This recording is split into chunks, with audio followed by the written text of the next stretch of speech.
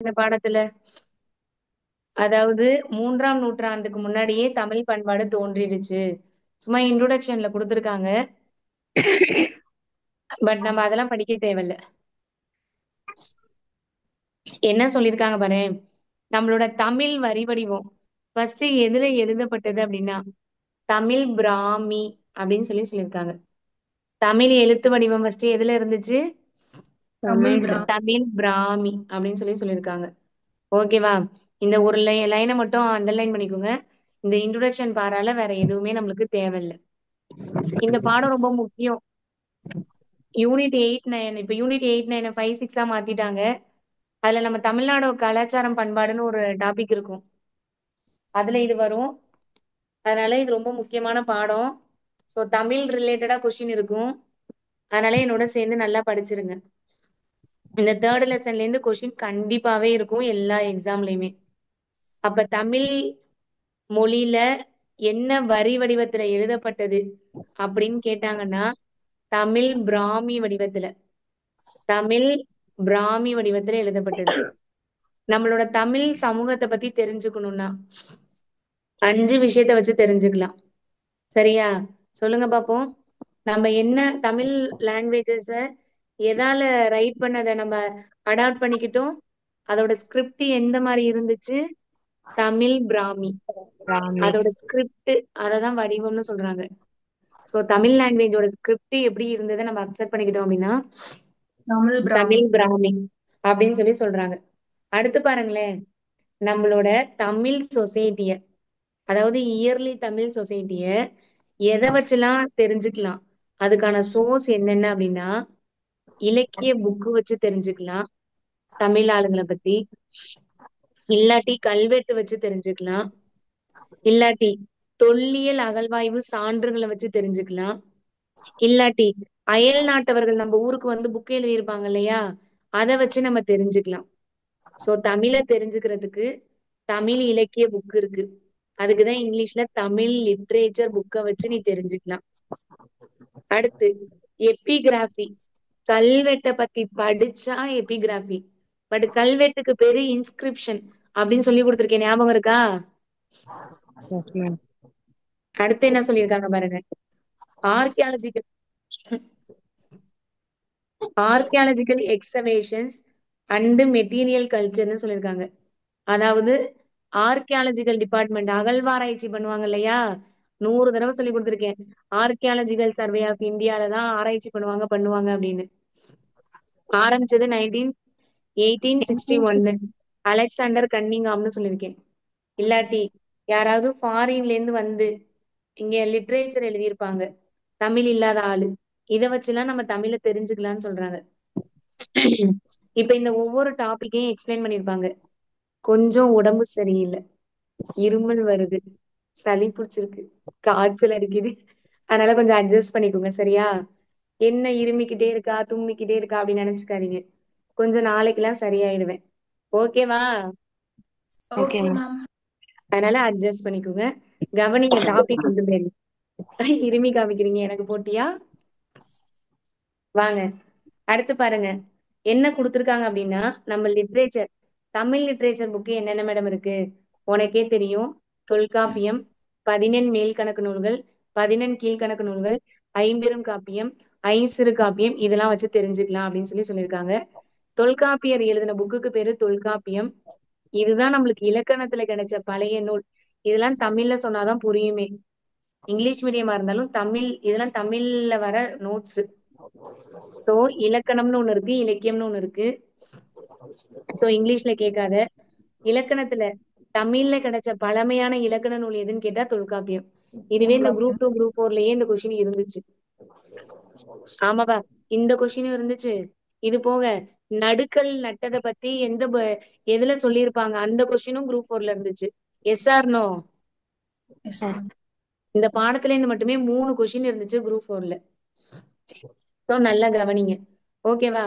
இதுல தொல்காப்பியத்துல மொத்தம் 3 பகுதி இருக்குமா.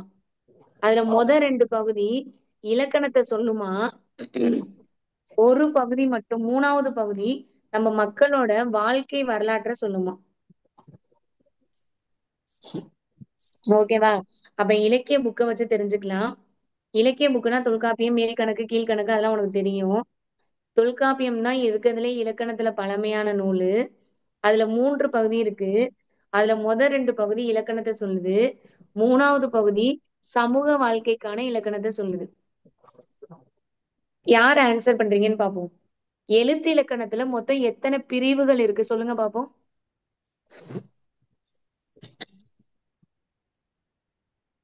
எழுத்து இலக்கணத்தை எத்தனை பிரிவுகள் ஆன் பண்ணி வச்சிருக்கிறது இங்கிலீஷ் மீடியம் உள்ள மேடம். நாங்க எப்படி சொல்லுவோம் அப்படி சொல்றீங்களா? எழுத்து இலக்கணத்துல மொத்தம் 12 பிரிவுகள் இருக்கு. என் பெயர், முறை, உருவம் இதெல்லாம் படிச்சிருக்கீங்களா? முதல், ஈறு, இடைப்போலி, போலி, பதம், புணர்ச்சி எஸ் மேம். அப்படின்னு 12 பிரிவுகள் இருக்கு எழுத்து இலக்கணத்துல படிக்கிறதுக்கு. அந்த 12 பிரிவையும் தரவா படிச்சினாதான் அதுக்கு பேரு எழுத்து இலக்கணம். அது மாதிரி தொல்காப்பியத்துல 3 இருக்கு. 3 பிரிவுகள் இருக்கு. ரெண்டும் வெறும் இலக்கணத்தை சொல்லி தரும் நம்மளுக்கு. அடுத்து 3வது மக்களோட வாழ்க்கையை சொல்லி தரும்னு சொல்லியிருக்காங்க. உனக்கு நல்லாவே தெரியும். 8 தொகையும் 10 பாட்டும் தான் 11 மேல்கணக்கு நூல்கள். இதுல ஒரு வார்த்தை சொல்லித்தரேன் பாரு. 8, 10 இந்த இடத்துல மட்டும்தான் வல்லினம் மிகும்னு படிச்சிருப்ப. ஆமாவா இல்லையா? Yes ma'am. 8, 10 வேற 1, 2, 3, 4 எந்த எண்ணுக்கு முன்னாடியும் பின்னாடியும் வல்லினம் மிகாது. 8, 10க்கு மட்டும் வல்லினம் மிகும். இந்த 8 தொகையும் 10 பாட்டும் 11 மேல் கணக்கு நூல்கள்னு சொல்லுவாங்க. அடுத்து 11 கீழ்கணக்கு நூல்கள்னா இந்த திருக்குறள் இதெல்லாம் வந்துரும். 8 தொகைன்னா நற்றிணை, குறுந்தொகை. இதுக்கு ஒரு பாட்டு இது இங்க இருக்கு. பட் உனக்கே தெரியும். நல் நற்றிணை, நல்ல குறுந்தொகை, ஒத்த பதிற்று பத்து, ஓங்கு பரிபாடல், கற்றறிந்தோர் ஏத்தும் கலியோடு, அகம் புறம் என இத்திரத்த 8 தொகை. இதுல புக்ல நல் நற்றிணைன்னு கொடுத்திருக்க மாட்டாங்க. டிஎன்பிஎஸ்ல கேட்ட கொஸ்டின் நற்றிணையோட அடைமொழி என்ன? நல். இது புக்ல இருக்கு. அது ஆரம்பிக்கும் போது நற்றிணைன்னு தான் ஆரம்பிச்சிருக்கும். நல் நற்றிணை. அதே மாதிரி 10 பாட்டு. 10 பாட்டு உனக்கு என்னன்னு தெரியும்? டேய், சொல்லுங்கம்மா. 10 பாட்டுல திருமுருகாற்றுப்படை எழுதினது யாரு? சேக்கிலார். ஐயோ மேம் இல்ல. இம்மா திருமுருகாற்றுப்படை எழுதினது யாருயா? ஆமா இருங்க நான் சொல்றேன். நக்கீரனார். திருமுருகாற்றுப்படை எழுதினது நக்கீரரா? பொருணர் ஆற்றுப்படை எழுதினது முடத்தாம கன்னியார். பெருமான் ஆற்றுப்படை எழுதினது நல்லூர் நட்டத்தனார். சிறுபானாட் இல்ல பெரிய பானை உருத்திரம் கண்டனார். ஆமாதானே? ஆமா மேம். உருத்திரம் கண்டனார். சிறுபானாற்றுப்படை தான் நல்லூர் நட்டத்தனார். குறிஞ்சி பாட்டு கபிலர். முல்லைப்பாட்டு நப்பூதனார். நப்பூதனார். பட்டினப்பாலை உருத்திரம் கண்டனார். நெடுநல்வாடை நக்கீரர். மலைப்படுகடாம் பெரும் கௌசிகனார். மதுரை காஞ்சி மாங்குடி மருதனார். இதெல்லாம் தெரியாம நம்ம டிஎன்பிசி ஆளே இல்ல. அப்படி திருக்குறள் எல்லாம் 11 கீழ்கணக்கு நூல்ல வந்துரும். 1330 குறட்பால், அறத்துப்பால், பொருட்பால், இன்பத்துப்பால்னு கொடுத்திருக்காங்க. அறத்துப்பால் மொத்தம் எத்தனை அதிகாரம்? பொருட்பால் எத்தனை? இன்பத்துப்பால் எத்தனை? 10, 25. திருவள்ளுவர் எந்திரிச்சு வந்து இன்பத்துப்பால் 25. அப்படி உட்கார்ந்துருக்காரு பாத்தீங்களா? காலம் அடக்கி எந்திரிச்சு நடந்து வர மாதிரி ரீல்ஸ்ல எல்லாம் போடுறாங்க பாருங்க. அந்த கண்ணாடி பாலம் போட்டிருக்காங்கல்ல. டேய் என்னடா கண்ணாடி பாலம் எல்லாம் போட்டிருக்கீங்க அப்படின்னு சொல்லி திருவள்ளுவர் எந்திரிச்சு வர மாதிரி ஒரு கிண்டல் பண்ணி ஒரு ரீல் பாத்திருக்கீங்களா இல்லையா?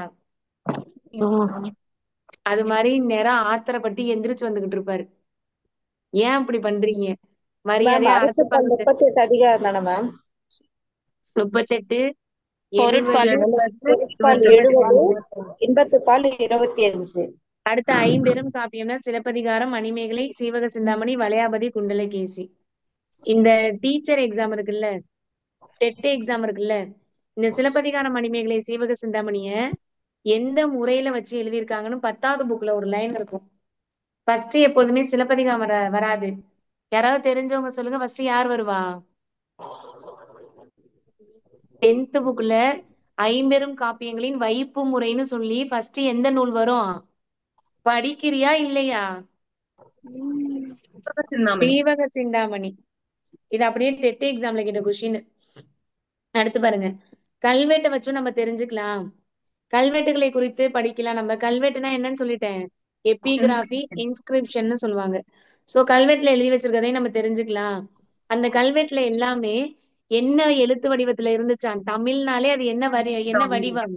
பிராமி வடிவம் அப்படின்ற மாதிரி சொல்லியிருக்காங்க. சோ தமிழ்நாட்டுல பாத்தீங்கன்னா 30க்கும் மேற்பட்ட இந்த தமிழ் பிராமி கல்வெட்டுகள் இருக்கு. அதுவும் இந்த இந்த இன்ஸ்கிரிப்ஷன் எதுலதான் இருக்கும் அப்படின்னா, பாறையிலையும் கேவுலையும் குகையிலையும் தான் இருக்கும். உனக்கே தெரியும், ஆல்ரெடி சொல்லியிருக்கேன். புதுக்கோட்டையில சமண துறவிகள் இருப்பாங்க. அவங்க பாறை இடுக்குல எல்லாம் படுத்திருப்பாங்க. அவங்க Dress போட மாட்டாங்க. அந்த பாறை இடுக்குல படுத்து படுத்து அந்த இடம்லாம் வளவளன்னு இருக்கும். அப்ப கூட கிண்டல் பண்றதுக்காக இப்ப போய் பாத்தீங்கன்னா லவ்வர்ஸா இருப்பாங்கன்னு கிண்டல் பண்ணிருக்கேன். ஞாபகம் இருக்கா? Yes ma'am. சோ சமண துறவிகள்லாம் அந்த குகையில இருந்தாங்கனாலே அது சமண துறவிகள். சோ இயற்கையாக அமைந்த மலை குகை கூட இடையில வாழ்ந்தாங்க. அந்த மலை குகைகள்ல இருந்து தண்ணீர் ஓடி வர மாதிரி ஒரு பாதையை வெட்டி விட்டுருப்பாங்களாம். அந்த இடத்தை எங்க பார்க்க முடியுது அப்படின்னா, கொடுங்கை கொடுங்கை அல்லது வாரி. கொடுங்கை சிறிய பகுதியை வெட்டி கொடுங்கை அல்லது வாரி போன்று சரி. அதான் நம்ம வாரி இப்ப கூட நம்ம காட்டுல வாரி வாரி வெட்டி விட்டுட்டு வந்திருக்கேன் அப்படின்னு சொல்லுவோம் இல்லையா? தண்ணி போறதுக்கான வழிக்கு பேரு தான் வாரி. பட் அந்த வாரிக்கு இன்னொரு பேரு கொடுங்கை. வாரிக்கு இன்னொரு பேர் என்னது? கொடுங்கை. அதற்கு கீழே தான் பெரும்பாலான கல்வெட்டு இருக்குமா. அந்த தண்ணி வெட்டி விட்டுருக்க இடத்துக்கு கீழே தான் கல்வெட்டே இருக்குமா. அந்த கேவுக்கு உள்ள எல்லாம் பார்த்தா நல்லா வள வளன்னு படுக்க மாதிரி இருக்குமா. அவங்க ட்ரெஸ் இல்லைங்கிறதுனால வெயில் தாங்க முடியாம அங்க போய் படுத்து படுத்து இது பண்ணிருப்பாங்க. உலகுல அவங்க வாழ்க்கையெல்லாம் திறந்தவங்களா இருப்பாங்க. அவங்கதான் அந்த குகையில எல்லாம் இருப்பாங்களே அப்படின்னு சும்மா சொல்லியிருக்காங்க. தமிழ்நாட்டுல இந்த கேவ்ஸ் எங்கெங்கெல்லாம் இருக்குன்னா, மாங்குளம், முத்துப்பட்டி, புகழூர், மைக்காப்பனுங்க, அரச்சலூர், கொங்கர் புளியங்குளம், ஐம்பை, மதுரை. ஓகேவா? மைக் ஆஃப் பண்ணுன்னு சொன்னா ஆஃப் பண்ணணும். மதுரை, மாங்குளம், முத்துப்பட்டி, மா மா மூ அப்படி ஞாபகம் வச்சுக்கணும். புகழூர், அரச்சலூர், கொங்கர் புளியங்குளம். இப்படி ஞாபகம் வச்சுக்கிட்டா குகை வாழிடங்கள் எங்கெங்க இருக்குன்னு அழகா நம்மளுக்கு தெரிஞ்சிரும். இங்கெல்லாம் குகை வாழிடங்களும் அங்க பிராமி கல்வெட்டும் இருக்குன்னு அங்க அழகா எக்ஸ்பிளைன் பண்ணியிருக்காங்க. சோ படிச்சாச்சா? அடுத்து குறிப்புன்னு சொல்லி, அதாவது சுற்றுலா பயணிகள்லாம் போய் அந்த பாறையில அவங்க லவ்வர்ஸ் பேரை போய் எழுதி வச்சு நாச வேலைகளில் ஈடுபடுகிறார்கள் அப்படின்னு திட்டியிருக்காங்க. சரியா?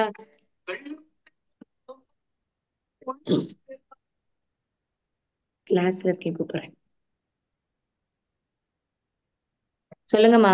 நாச வேலைகள்ல ஈடுபடுறாங்க. சோ நம்ம பாருங்க, கொங்கர் குளத்துல உள்ள டயக்ராமு, அரச்சலூர்ல அடுத்து என்னது, இந்த மழைநீர் வடிகாலுக்காக விட்டுருக்க இடம் அப்படின்னு சும்மா டயக்ராம்ல கொடுத்துருக்காங்க.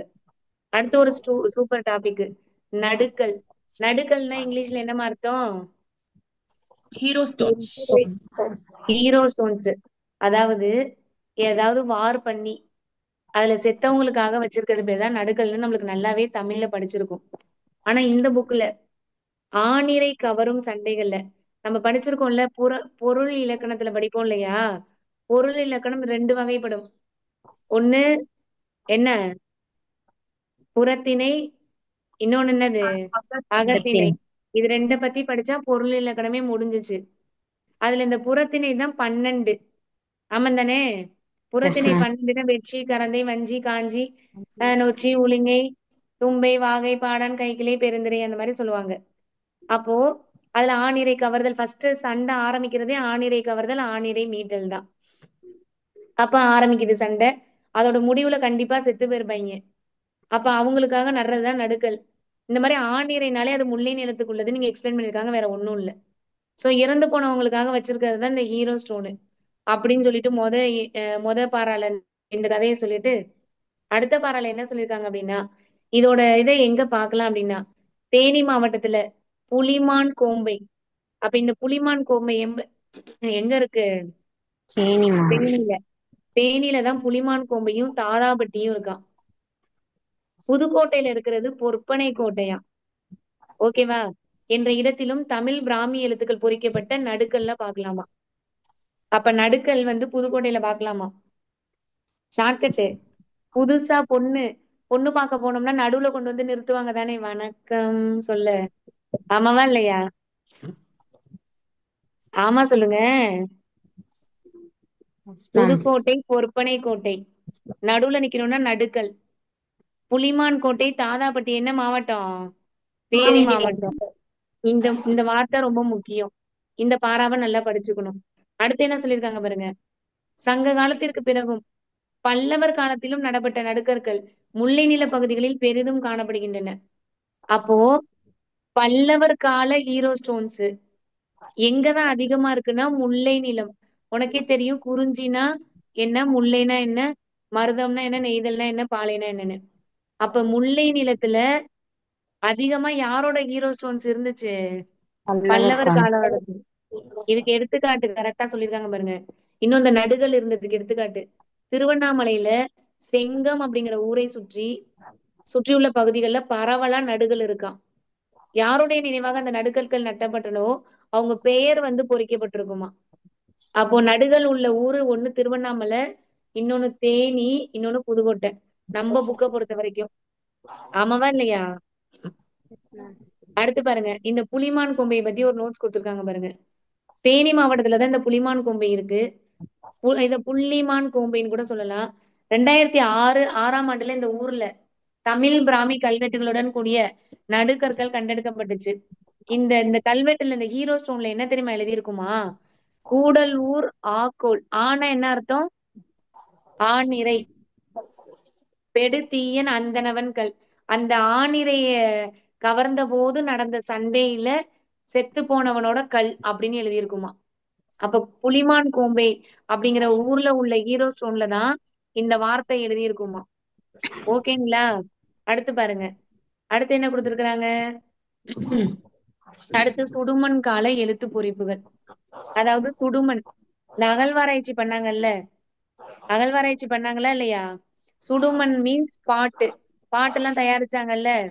பாட்டு என்ன Yes, கலர்ல ma'am. இருக்கும் பாட்டெல்லாம்? Red and Black. black. Colour. இன்னொன்னு என்ன சொல்லியிருக்கேன்? Black. Black. பிளாக்ன்னு சொல்லியிருக்கேன். ஆமாவா இல்லையா? சோ இப்ப Yes, ஹீரோ ma'am. ஸ்டோனை பத்தி நடத்தியாச்சு. ஹீரோ ஸ்டோனுக்கு என்னன்னு சொல்லியாச்சு. அடுத்து பாட்டை பத்தி சொல்றாங்க. பாட்டுலயும் தமிழ் பிராமி எழுத்துக்களால் பொறிக்கப்பட்டிருக்கும். இந்த பாட்டுனாலே உனக்கு ஆல்ரெடி நான் இதெல்லாம் சொல்லி கொடுத்துருக்கேன். அரிக்கைமேடு. மைக் ஆஃப் பண்ணுமா, ரொம்ப டிஸ்டர்பன்ஸா இருக்கு. அரிக்கைமேடு, அழகன்குளம், கொடுமணல், கீழடி. அரிக்கைமேடு பாண்டிச்சேரின்னு சொல்லியிருக்கேன். நிஜமாவே மைக் ரொம்ப டிஸ்டர்பன்ஸா இருக்கு. அது யாரு? யாரோட மைக் ஆனா இருக்கு?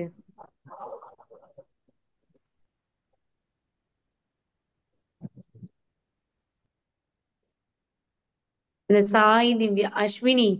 அஸ்வினி மைக் ஆஃப் பண்ணுங்கம்மா. அரிக்கைமேடு பாண்டிச்சேரின்னு சொல்லி கொடுத்தேன். அழகன்குளம் எந்த ஊருமா? அழகன்குளம் எந்த ஊரு? கொடுமணல் ஈரோடுன்னு சொல்லி கொடுத்தேன். கீழடி எந்த ஊரு? செங்கல்.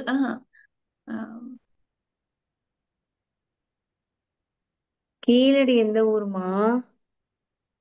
மேம் டக்குன்னு வர மாட்டேங்குது மேம். மதுரைக்கு பக்கத்துல மேம். சிவகங்கை. மதுரைக்கு பக்கத்துல சிவகங்கை. ஐயோ ஏமா என்ன இப்படி போட்டு பண்றீங்க? அழகன்குளம் என்ன டிஸ்ட்ரிக்ட்மா? மதுரையா மேம்? கரெக்டா சொல்லணும். மதுரையான்லாம் கேட்க கூடாது என்ன. அரிக்கமேடு, அழகன்குளம், கொடுமணல், கீழடி இங்கெல்லாம் நம்ம பார்க்கலாம். அதுல எகிப்து நாட்டோட பெரனிக்கே, குசேர் அல் காதிம் ஆகிய இடங்கள்லயும், ஓமன் நாட்டோட கோர் ரோரி என்ற இடத்துலயும், தமிழ் பிராமி எழுத்துக்களில் மக்களின் பெயர் பொறித்த சுடுமண் கலங்களின் துண்டுகள் கண்டெடுக்கப்பட்டுள்ளன.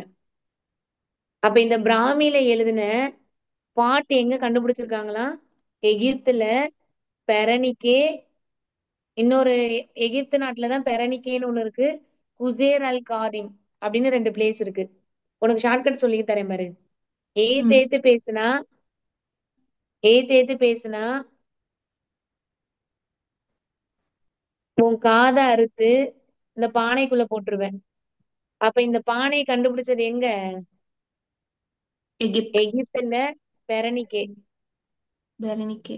பெரனிக்கே என் பேரு நான் சொல்றத என் பேச்சை கேட்கலன்னா, என் பேரை கேட்கலன்னா, என் பேரை கேட்காம ஏத்து பேசுனீன்னா காதை அறுத்து ஒரு பானைக்குள்ள போட்டுருவேன். அப்ப இந்த பானை கிடைச்சது எகிப்துல இங்க. ஓமன் நாட்டோட கோர் ரோரி. ஓமத்திரம் ₹1,00,00,000 விக்குது. அதுவும் பானைக்குள்ள வச்சு ஓமத்திரத்தை வித்தா அது ₹1,00,00,000 விக்குது. அப்படின்னு இந்த 2 ஷார்ட்கட் இல்லைன்னா அங்க மறந்து போயிடும். பானை ஓகே. கிடைச்ச இடம் ஒண்ணு எகிப்து, இன்னொன்னு ஓமனு. நீ அப்புறம் திருப்பி படிக்கும்போது பாரு, ஜாலியா இருக்கும். சரியா? அங்க பாருங்க, அழகன் குளத்துல இந்த மாதிரி கப்பல் போட்டிருக்க டயக்ராம் ஒண்ணு இருக்கு. இதுல இருந்து இவங்க வணிகம் பண்ணிருக்காங்கன்னு தெரியுதுன்னு நீங்க சொல்லியிருக்காங்க. சோ நம்ம வந்து ஆசியாவிலையும் ரோமானிய பேரரசுலயும் நம்ம வணிகம் பண்ணியிருக்கோம் அப்படின்னு நம்மளுக்கு தெரியுது. இந்த பாட்லயே இந்த கப்பல் வரைஞ்சிருக்கனால வணிகத்துல நல்லா இருந்திருக்காங்க அப்படிங்கிறது தெரியுதுன்னு மொக்க போட்டிருக்காங்க. நல்லா தெரிஞ்சுக்கோ. மௌரியர்கள் பேசின லாங்குவேஜுக்கு பேரு பிராகிருதம். இத ஞாபகம் வச்சுக்கிறதுக்கு ஒரு ஷார்ட்கட் சொல்றேன். என்னோட ப்ரோ எப்பொழுதும் மௌனமா தான் இருப்பான். ப்ரோனா பிராகிருதம், மௌனமா தான் இருப்பான் அப்படின்னா மௌரியர். சோ எல்லாமே சொல்லி கொடுத்துட்டேன். அடுத்து பாருங்க, எக்ஸ்கவேஷன், அதாவது அகழ்வாராய்ச்சி பண்ணி ஆர்கியாலஜிக்கல் டிபார்ட்மெண்ட் வச்சு என்னெல்லாம் கண்டுபிடிச்சாங்க அப்படின்னு இங்க சொல்லியிருக்காங்க.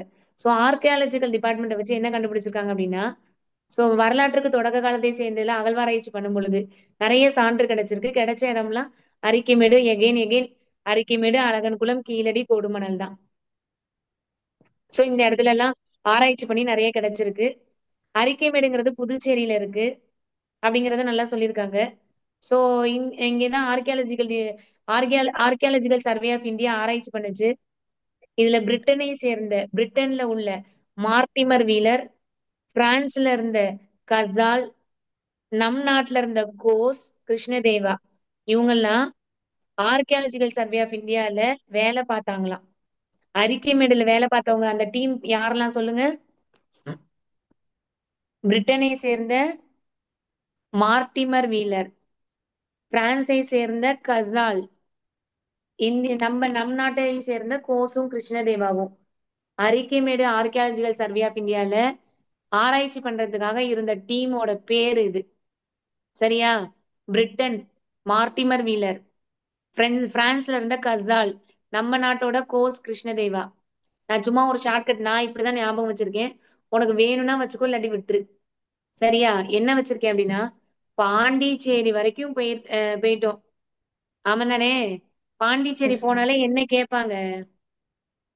பாட்டில் கேட்பாங்க. பாட்டில் கேட்பாங்க. ஆமா தானே? அத கூட வாங்கி தரலன்னு கிருஷ்ணர் என்ன பண்ணிக்கிட்டாரு? கோச்சுக்கிட்டாரு அப்படின்னு கூட ஞாபகம் வச்சுக்கோ. ஓகேவா? ஓ, அதுக்கு ஏன் வாங்கி தரலன்னு சொன்னதுக்கு ஃப்ரெண்ட்ஸ் என்ன இல்லைன்னு சொன்னாங்க? காசு காசு. இல்லைன்னு சொன்னாங்க. அப்படி வாங்கி கொடுத்தா மாட்டிப்போம் போலீஸ்ன்னு சொன்னாங்க. அப்படி ஞாபகம் வச்சுக்கோ. நல்லா இருக்கா? Okay ma'am. பாண்டிச்சேரிக்கு போனா பாட்டில் கேட்டாரு கிருஷ்ணரு, வாங்கி தரலன்னு கோச்சுக்கிட்டாரு. நம்ம என்ன காரணம் சொன்னோம்? காசு இல்ல. இன்னொரு விஷயம் என்ன சொன்னோம்? அப்படி வாங்கி கொடுத்தா என்ன பண்ணுவோம்? போலீஸ்ட மாட்டிப்போம். அப்ப அரிக்கைமேடு டீமோட பேரை அழகா இப்படி ஷார்ட்கட்ல மனப்பாடம் பண்ண வச்சுட்டேன். இந்த பேராகிராஃப் தேவையில்ல. அடுத்து ஆர்கியாலஜிக்கல் சர்வே ஆஃப் இந்தியா உனக்கே தெரியும். இந்தியால இருந்தா அதுக்கு பேரு சென்ட்ரல் கவர்மெண்ட் கட்டுப்பாட்டுல இருக்கும். தமிழ்நாட்டுல இருந்தா தமிழ்நாட்டு கட்டுப்பாட்டுல இருக்குன்னு ஒரு மொக்கையை போட்டுட்டு இதுல புதையல் சட்டம்னு ஒரு வருஷம், அடுத்து கருவூலங்கள் சட்டம்னு ஒண்ணு, நினைவு சின்னங்கள் வச்சிருக்கிறதுன்னு ஒண்ணு, எஞ்சிய பொருட்கள் சட்டம்னு ஒரு வருஷம். இதெல்லாம் அப்படியே மேட்ச்ல போட்டு கேட்பாங்க. ஒண்ணும் பண்ண முடியாது. சோ ஷார்ட்கட்ல நான் தெரிஞ்சுக்கலாம். ஓகேவா? Okay ma'am. புதையல் சட்டம். ஓகே, சொல்லுங்கம்மா. புதையல் சட்டம்னா என்னம்மா அர்த்தம்? இந்தியன் ட்ரெஷர் புதையல் மேம். சட்டம் அப்படின்னா என்னது? Treasure Indian. ட்ரவ்வா? Yes ma'am. இந்த Indian treasure trove. English medium எப்படி வேணாலும் ஞாபகம் வச்சுக்கோங்க. தமிழ் மீடியத்துக்கு ஷார்ட்கட் சொல்றேன். புதையல் சட்டம் 78.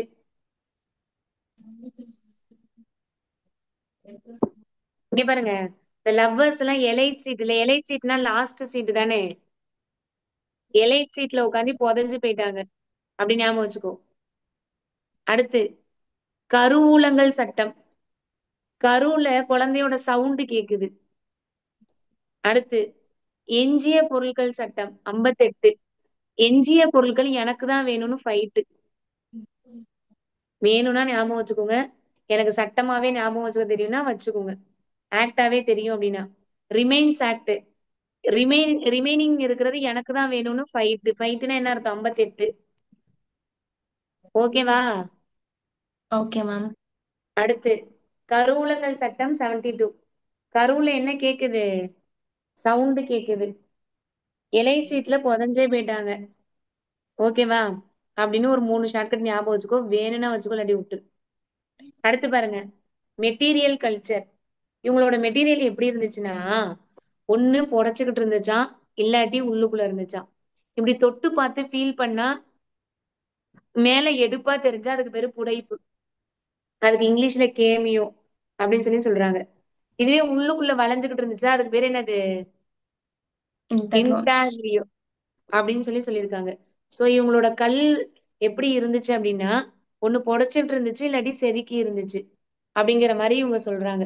இவங்களோட பீட்ஸ் பேங்கிள்ஸ் எல்லாம் எப்படி இருந்துச்சுன்னா கேமியோஸ் இன்டாக்லியோஸ் அப்படிங்கிற மாதிரி இருக்கு அப்படின்னு ஒரு வார்த்தையை சொல்லிட்டு, இந்த பிராமி எழுத்தை வந்து நம்ம பாட்டுல பார்க்கலாம், காயின்ஸ்ல பார்க்கலாம், எல்லாத்துலயும் பார்க்கலாம்னு சொல்லியிருக்காங்க. திருப்பி ஒரு எக்ஸாம்பிள் சொல்லியிருக்காங்க பாருங்க. இந்த கேமியோங்கிறது எவ்வளவு வெளியே தெரியுமா? 10 தெரியுமான்னு இங்க டயக்ராம்ல அழகா கொடுத்துருக்காங்க பாருங்க. இது எங்க கிடைச்சிருக்கான்? இந்த கேமியோ உடைப்பு மணி எங்க கிடைச்சிச்சான்? கேரளால. ஓகேவா? இதுவே செதுக்கி வச்சிருந்தா அதுக்கு பேரு இண்டாக்லியோ அப்படின்னு சொல்றாங்க. சோ இந்த பிராமி எழுத்து இவங்க பீரியட்ல உள்ள மணிகள் எப்படி இருந்துச்சுன்னா, ஒண்ணு புடைச்சிருந்துச்சு, இன்னொன்னு செதுக்கி இருந்துச்சு. அதுக்கு பேரு கேமியோ, இன்னொன்னு இண்டாக்லியோ அப்படின்னு சொல்லியிருக்காங்க. இவங்களோட காயின்ஸ் எப்படி மேடம் இருந்துச்சு? இவங்களோட காயின்ஸ் எப்படி இருந்துச்சுன்னா, சங்க காலத்தில் தான் சேர சோழ பாண்டியர்கள்லாம் இருந்தாங்க, நாணயங்கள் யூஸ் பண்ணாங்க. அதுல ரோமானிய நாணயங்கள் ஆகியவை சங்க காலம் குறித்து அறிந்து கொள்ள உதவுது. கொடுமணல் போடி நாயக்கனூர் ஆகிய ஊர்கள்ல முத்திரை பொருத்த நாணயங்கள்லாம் இருந்துச்சு. எகெயின் கொடுமணல் அந்த ஊரெல்லாம் சொல்றாங்க. ரோமானிய நாணயங்கள் தென்னிந்தியாவுல அதிகமா கோயம்புத்தூர்ல இருந்துச்சாம். இந்த லைன் தான் நீ படிச்சுக்கணும். ரோமானியர்களோட ரோமோட காயின்ஸ் இங்க நம்ம தமிழ்நாட்டுல எங்க இருந்துச்சாம்? கோயம்புத்தூர்ல. கோயம்புத்தூர்ல. அழகன் குளம், கரூர், மதுரை ஆகிய இடங்கள்லயும் கூட இருந்திருக்கு அப்படின்னு சொல்றாங்க. சில சமயம் மதிப்புயர் செல்வமாகவும் நாணயங்கள் பார்த்தாங்க. அதாவது ரொம்ப காஸ்ட்லியாவும் பார்த்தாங்க. இப்ப நம்ம இதுல முக்கியமான பாயிண்ட், ரோமன் காயின்ஸ் அதிகமா நம்ம எங்க பார்க்கலாம்? கோயம்புத்தூர். கோயம்புத்தூர்ல. அடுத்து ஒரு சூப்பர் கொஸ்டின். தங்கம் வெள்ளி எல்லாம் யூஸ் பண்ணாங்க. அந்த தங்கம் வெள்ளியை யூஸ் பண்றத கோல்டு சில்வரை சேர்த்து வச்சு புள்ளி என்ன சொல்றாங்க? ஆல்ரெடி சொன்னேன்ல, புடைச்சுக்கிட்டு இருந்தா அதுக்கு பேரு கேமிலியோன்னு சொன்னேனா? Yes ma'am. செதுக்கி இருந்தா அதுக்கு பேரு இண்டாக்லியோன்னு சொன்னேனா? Yes ma'am. இதுவே இது பேரு என்னது? தங்கம் வெள்ளி வச்சிருந்தா அதுக்கு பேர் என்னவா? புள்ளியன். ஷார்ட்கட் தமிழ் மீடியம் பாத்துக்கோ. என் பிள்ளைக்காக தங்கம் வெள்ளியா சேர்த்து வைக்கிறேன். பிள்ளைக்காக அப்படின்னா புள்ளியன் அப்படின்னா தங்கமும் வெள்ளியும் சேர்ந்தது. என் பிள்ளைக்காக தங்கமும் வெள்ளியும் சேர்த்து வைக்கிறேன். சோ நம்ம முத்திரை பொறித்த நாணயங்கள்லாம் பார்க்க முடியுதுன்னு அங்க முடிச்சுக்கிட்டாங்க. அடுத்து ஃபாரின்ல இருந்து வந்து புக் எழுதியிருப்பாங்கல்ல, அவங்கள யார ஃபர்ஸ்ட் சொல்றாங்க அப்படின்னா அர்த்த சாஸ்திரம். அர்த்த சாஸ்திரத்தை எழுதினது யாரு அப்படின்னா கௌட்டில்யர். கௌசல்யா. சந்திரகுப்தா. அவரோட புக்ல இந்த மேம். பாண்டியர்களோட குறிப்பு இருக்கும். அதுல பாண்டிய நாட்டோட முத்துக்களை பாண்டிய காவாடகா அப்படின்னு சொல்லியிருப்பாரு. வேணும்னா மறக்காம இருக்கிறதுக்கு ஞாபகம் வச்சுக்கோ. இந்த காவாலா சாங் இருக்குல்ல, அதுல ஏதாவது அர்த்தம் இருக்கா? இல்ல நோ தானே? மேம். காவாலா சாங்ல அர்த்தமே இல்ல அப்படின்னு ஷார்ட்கட் வச்சுக்கோ. சரியா? அடுத்து மகாவம்சம் தீபவம்சம்னு இந்த இலங்கையில புத்த மதத்தை பரப்புன புக்குன்னு நம்ம படிச்சிருப்போம். ஆமாவா இல்லையா? அந்த மகாவம்சம் தீபவம்சம் இலங்கையில புத்த மதத்தை பரப்புன புக்கு. அந்த புக்கு என்ன லாங்குவேஜ்னு கேட்பாங்க? பாலி. ஆல்ரெடி மௌரியர்கள் என்ன லாங்குவேஜ்ல பேசுவாங்கன்னு சொன்னேன்? பிராகிருதம். பிராகிருதம். மகாவம்சம் புக்கு பாலி. தமிழ்நாட்டிலேயே இருந்த வணிகர்கள் குறித்தும் குதிரை வணிகர்கள் குறித்தும் குதிரையை பத்தினா இந்த மகாவம்சத்துல இருக்கான் அப்படின்னு சும்மா கொடுத்திருக்காங்க. அப்ப அர்த்த சாஸ்திரம்னா என்ன, மகாவம்சம்னா என்னன்னு சொல்லியிருக்கேன். அடுத்து ஒரு super question. Erythraean Periplus of Erythraean Sea அப்படின்னு ஒரு புக்கு. எரித்ரியன் கடலின் பெரிப்ளஸ், இது வந்து ஒரு கிரேக்க புக்கு. பட் இதோட ஆத்தர் யாருன்னு தெரியாது. இதுல எரித்ரியன் கடலோட பெரிப்ளஸ்னா அந்த எரித்ரியன் கடலுக்கு பெரிப்ளஸ்னா ஒரு வழிகாட்டி, வழிகாட்டின்னு சொல்றாங்க. இத வச்சுதான் கடல்ல எல்லாருமே போனாங்க அப்படிங்கிறதுக்கான ஒரு எவிடன்ஸ் இருக்காம். இது வந்து ஒரு நேஷனல் கைடுன்னு, இருங்க வர நேவிகேஷனல் கைடு. பெரிப்ளஸ்னா என்ன அர்த்தம், நேவிகேஷனல் கைடு. சோ எரித்ரியன் அப்படிங்கிற சீல ஒரு பெரிப்ளஸ் அப்படிங்கிற நேவிகேஷன் கைடை வச்சுதான் கடல்ல போனாங்க. அப்படி போகும்போது எதெல்லாம் ரீச் பண்ணிட்டு போனாங்க அப்படின்னா, இந்த முசிறி, தொண்டி, இதெல்லாம் இந்த சேரர் சோழர் பாண்டியர்ல படிப்போம் இல்லையா, கொற்கை, மேம். அவங்கள பத்தியில இந்த நூல்ல இருக்கான்.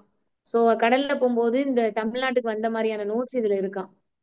அப்ப Erythraean Periplus of Erythraean Sea, இது யாரோட புக்கு, கிரீக்கோட புக்கு. இதோட ஆத்தர் பேரு தெரியல. இந்த புக்ல நம்ம சேர சோழ பாண்டியரை பத்தி இருக்கான். அடுத்து இயற்கை வரலாறு அப்படிங்கிற புக்கை எழுதினவர் பிலினி. இவர் ரோமன் நாட்டை சேர்ந்தவர். இவர் லத்தீன் லாங்குவேஜ்ல இந்த இயற்கை வரலாறு அப்படிங்கிற புக்கை எழுதியிருப்பாரு. இயற்கை வரலாறுனா இது அழகா நேச்சுரல் ஹிஸ்டரின்னு சொல்லுவாங்க. ஹிஸ்டரியோட நேச்சுரலை பத்தி சொன்னவர் யாருன்னா பிலினி. அவர் ரோமன்காரரு. என்ன லாங்குவேஜ்ல எழுதினாரு, ரோம். லத்தீன் லாங்குவேஜ்ல. ரோம் லாங்குவேஜ்ல, அதுக்குதான் அழுத்தி சொல்றேன், லத்தீன். Okay ma'am. ஓகே. அவரு இந்த பிலினி ரொம்ப ஃபீல் பண்ணியிருப்பாரு. கதையை நல்லா கேளு. இந்தியாவுக்கு போய் மிளகு வாங்கிட்டு வந்தா, மிளகு அப்ப அவ்வளவு காஸ்ட்லியாம். அதுக்காக டிராவல் பண்ணி போற செலவும் காஸ்ட்லியாம். மிளகு வாங்க போயே என்னோட ரோம் நாடு ரொம்ப நஷ்டத்தை சந்திருச்சுச்சு அப்படின்னு இந்த இயற்கை வரலாறு புக்ல எழுதியிருப்பாரு. அப்ப இந்தியாவோட அவங்க என்ன வணிகம் பண்ணிருக்காங்கன்னா மிளகு. சோ அவர் வந்து கீழே கொடுத்திருப்பாரு, அப்படி ஃபீல் பண்ணிருக்காருன்னு. நீங்க கொடுத்திருக்காங்க பாருங்க. இன்கேஸ் நார்த் ஈஸ்ட்ல, ஆப்பிரிக்கா பக்கத்துல, ஓசலிஸ் அப்படிங்கிற ஒரு ஹார்பர்ல தென்மேற்கு பருவக்காற்றுனா என்ன அர்த்தம், சவுத் வெஸ்ட் மான்சூன்னு சொல்லுவோம்ல. சவுத் வெஸ்ட் தென்மேற்கு பருவக்காற்று வீசுனா நான் 40 நாள்ல இந்தியாவுக்கு போயிடுவேன். இந்த பருவக்காற்று வீசலங்கிறதுனால ரொம்ப டைம் ஆகுது, இதனால எனக்கு ரொம்ப செலவாகுது அப்படின்னு சொல்லி ரொம்ப ஃபீல் பண்ணியிருப்பாரு. அப்ப கேரளா பக்கத்துல இருந்த பக்காரே துறைமுகத்தை தனது கட்டுப்பாட்டில் வைத்திருந்த மதுரையை ஆண்ட பாண்டிய மன்னர்கள் குறித்தும் அவர் சொல்லியிருக்காரு. அப்ப கேரளால இருந்த பக்காரே ஹார்பரை வச்சிருந்தது யாரு, பாண்டியர்கள் பாண்டியர். அப்படிங்கிற ஒரு எக்ஸ்ட்ரா நோட்ஸும். இப்ப இந்தியாவோட நம்ம இந்த மாதிரி மிளகு எக்ஸ்போர்ட் இம்போர்ட்ல ஈடுபட்டதில்ல, எங்களோட செல்வமே ரொம்ப குறைஞ்சு போச்சுன்னு இந்த நேச்சுரல் ஹிஸ்டரிங்கிற புக்ல பிலினி சொல்லியிருக்காரு. அப்ப எவ்வளவு அழகா கதையை முதைய சொல்லிட்டேன். அப்ப இந்த பிலினியோட வருத்தம் என்ன, மிளகு வாங்க போயே எங்களோட காசு வந்து செலவாகி போச்சுடா. பட் ஆனா அவர் அழகா சொல்றாரு, ஓசலிஸ் அப்படிங்கிற ஹார்பர்ல சவுத் வெஸ்ட் மான்சூன் அடிச்சா நான் 40 நாள்ல போயிருவேன். சோ ஓசியில காத்தடிச்சா நான் 40 நாள்ல போயிருவேன்னு ஞாபகம் வச்சுக்கோ. ஓசியில காத்தடிச்சா வடகிழக்குல இருந்து தென்மேற்கு பருவக்காற்று வீசினா தானே அங்க போக முடியும். Yes ma'am. அப்ப எங்க காத்தடிக்கணும்னு சொல்றாரு, ஓசலிஸ்ல.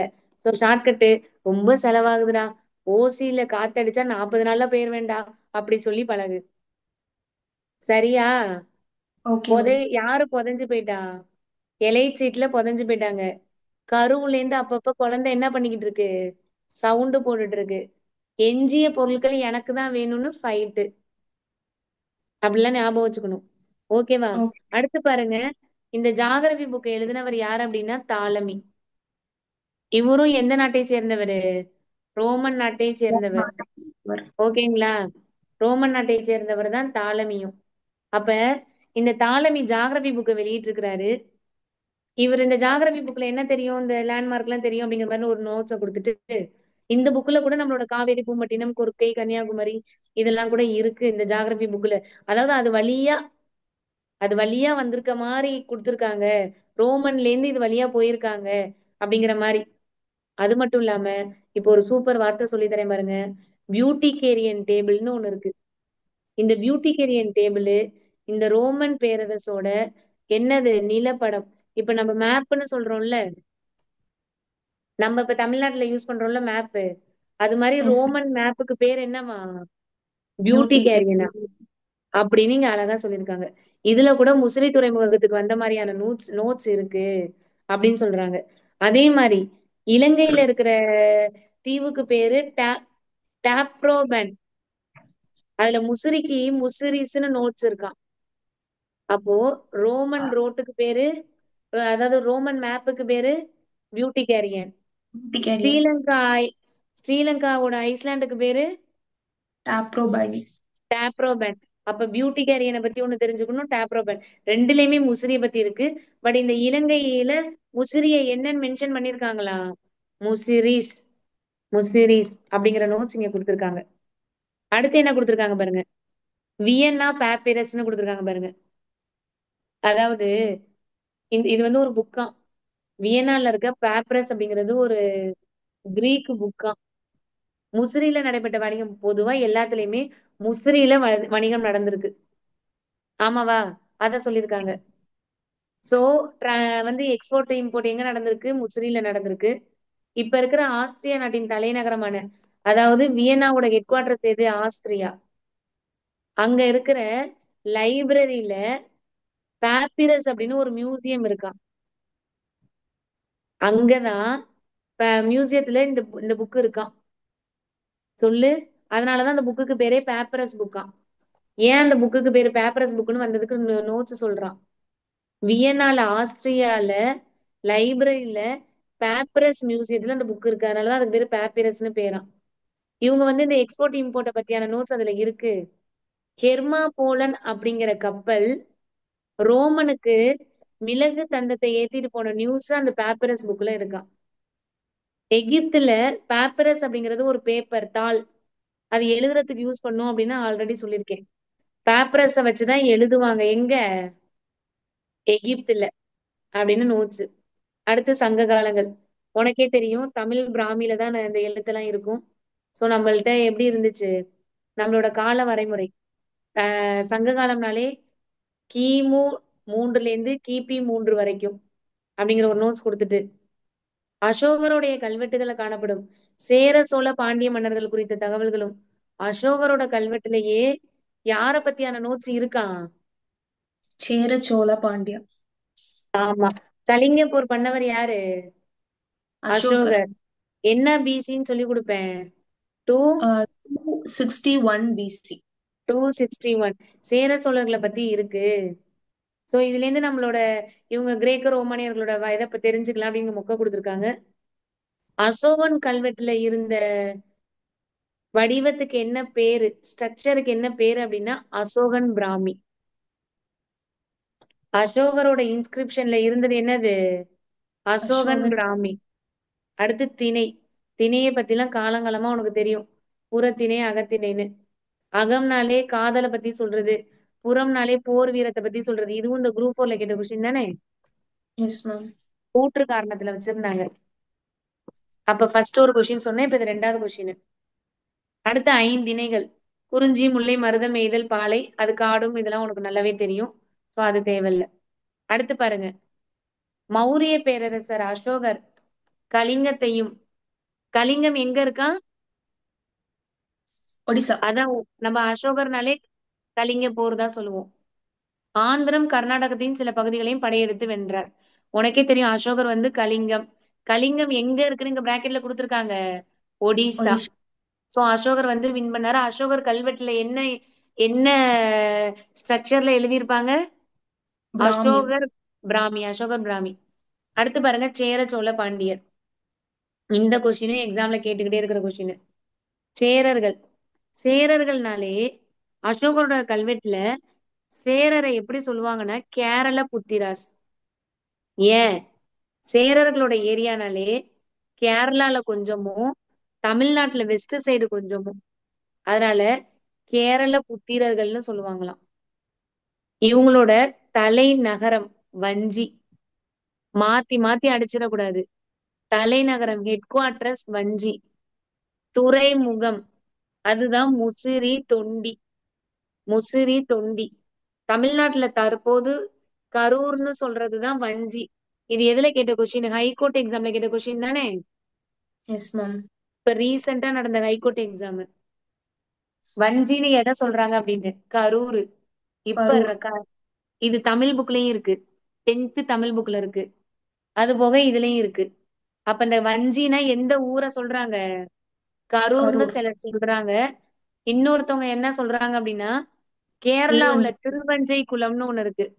ஒருவேளை அதுவா இருக்கலாம் அப்படின்னு இந்த வஞ்சிக்கு 2 மீனிங் சொல்லி சொல்றாங்க. ஓகேங்களா? அப்ப தலைநகரம்னு கேட்டா வஞ்சி.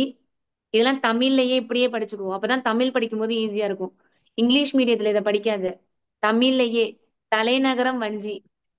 இதுவே துறைமுகம்னு கேட்டா முசிறி, தொண்டி. சோ இதை அழகா படிச்சாச்சு. சேரர்களை பத்தி சொன்ன புக்குன்னு கேட்டாலே அது பதிற்று 10 தான். இது 6வது புக்ல ஃபர்ஸ்ட் டேர்ம்ல 4வது லெசன்ல இருக்கும். நான் இன்னும் நடத்தல உனக்கு. அதுல இந்த லைன் இருக்கும். சேர அரசர்களோட எல்லையை பத்தி இதுல எல்லாம் சொல்லுது. உனக்கே தெரியும் சேரர்களோட பூ பனம்பூ. சோழர்களோட பூ சோழர்களது என்னதுமா? அத்தி. அத்திப்பூ. பாண்டியர்களோடது என்னது? வேப்பம்பூ. வேப்பம்பூ. இதெல்லாம் அப்படிலாம் பேக் அடிக்கவே கூடாது. புகழூரில் கண்டெடுக்கப்பட்டுள்ள கல்வெட்டுகள் சேர மன்னர்களோட 3 ஜெனரேஷனை சொல்லுதான். மன்னர்கள் வெளியிட்ட நாணயங்கள் கரூர்ல இருக்கு. ஆல்ரெடி இந்த வஞ்சினாலே கரூர்னு தான் சொல்லியிருக்கேன். அப்போ என்ன கல்வெட்டுல சேரர்களை பத்தி இருக்கு அப்படின்னா புகழூர் கல்வெட்டு. ஷார்ட்கட் நம்மள புகழை தான் நிறைய சேர்த்து வைக்கணும். சாபத்தை சேர்த்து வைக்க கூடாது. புகழை தான் சேர்த்து வைக்கணும். அப்ப சேர மன்னர் புகழூர் கல்வெட்டு அப்படின்னு ஞாபகம் வச்சுக்கணும். அடுத்து பாருங்களேன், சேர மன்னர்கள்னாலே இந்த சிலப்பதிகாரம். கண்ணகி. கண்ணகிக்கு கோயில் எழுப்பிய சேரன் செங்குட்டுவன். சிலப்பதிகார குறித்து சிலப்பதிகாரம் சொல்லுது. சிலப்பதிகாரத்தை எழுதியவன் இளங்கோவடிகள். இளங்கோவடிகள். அவரோட தம்பி தான் சேரன் செங்குட்டுவன். ஆமாவா இல்லையா? Yes ma'am. சோ அந்த சேரனை பத்தி சிலப்பதிகாரத்துல நோட்ஸ் இருக்கு அப்படிங்கிற மாதிரி சொல்லியிருக்காங்க. நல்லா தெரிஞ்சுக்குங்க. சேர சோழர் பாண்டியர்களோட சின்னம் எப்படி இருக்கும்னு கேட்டாங்கன்னா எல்லாத்தோட சின்னத்திலயும் ஒரு பக்கம் யானை இருக்கும். இன்னொரு பக்கம் அவங்களோட சிம்பிள் இருக்கும். அவங்களோட சிம்பிள்னா சேரர்கள்னா வில்லு, அம்பு. சோழர்கள்னா சோழர்கள்ல டைகர். டைகர். பாண்டியர்கள்னா மீன். மீன். அது இருக்கும் அப்படிங்கிற மாதிரி சொல்லியிருக்காங்க. அப்போ ஒரு பக்கம் யானை இருக்கும். இன்னொரு பக்கம் இந்த வில், அம்பு அதெல்லாம் இருக்கும். சோ இப்ப பாருங்க ஈஸியா இருக்கும் அடுத்து படிக்கிறதுக்கு. அப்ப சோழர்கள் எங்க இருந்தாங்க? காவேரி பக்கத்துல இருந்தாங்க. அதுவும் கரெக்டா சொல்லணும்னா சோழர்களோட தலைநகரம் உறையூர். காவேரி ஆறு வங்கக்கடல்ல கலக்கும் பூம்புகார் என்ற காவேரி பூம்பட்டினம். பூம்புகார் என்ற காவேரி பூம்பட்டினம் அவர்களுடைய துறைமுக பட்டினம். அப்ப சொல்லு, சேரர்களோட துறைமுகம் என்னன்னு படிச்சோம்? முசிறி. கார். சேரர்களா? முசிறி சேரர்கள். முசிறி, முசிறி, தொண்டி. தொண்டி. சோழர்கள்து பூம்புகார். காவிரி, பூம்புகார். காவேரி பூம்பட்டினம்னாலும் ஒண்ணுதான், பூம்புகார்னாலும் ஒண்ணுதான்.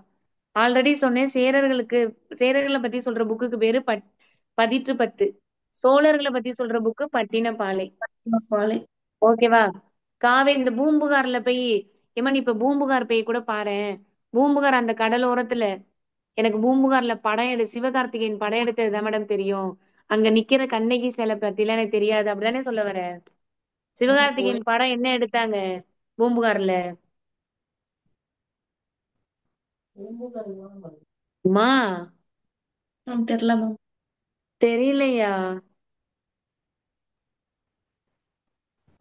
என்னம்மா தெரியலன்னு சொல்லிட்ட?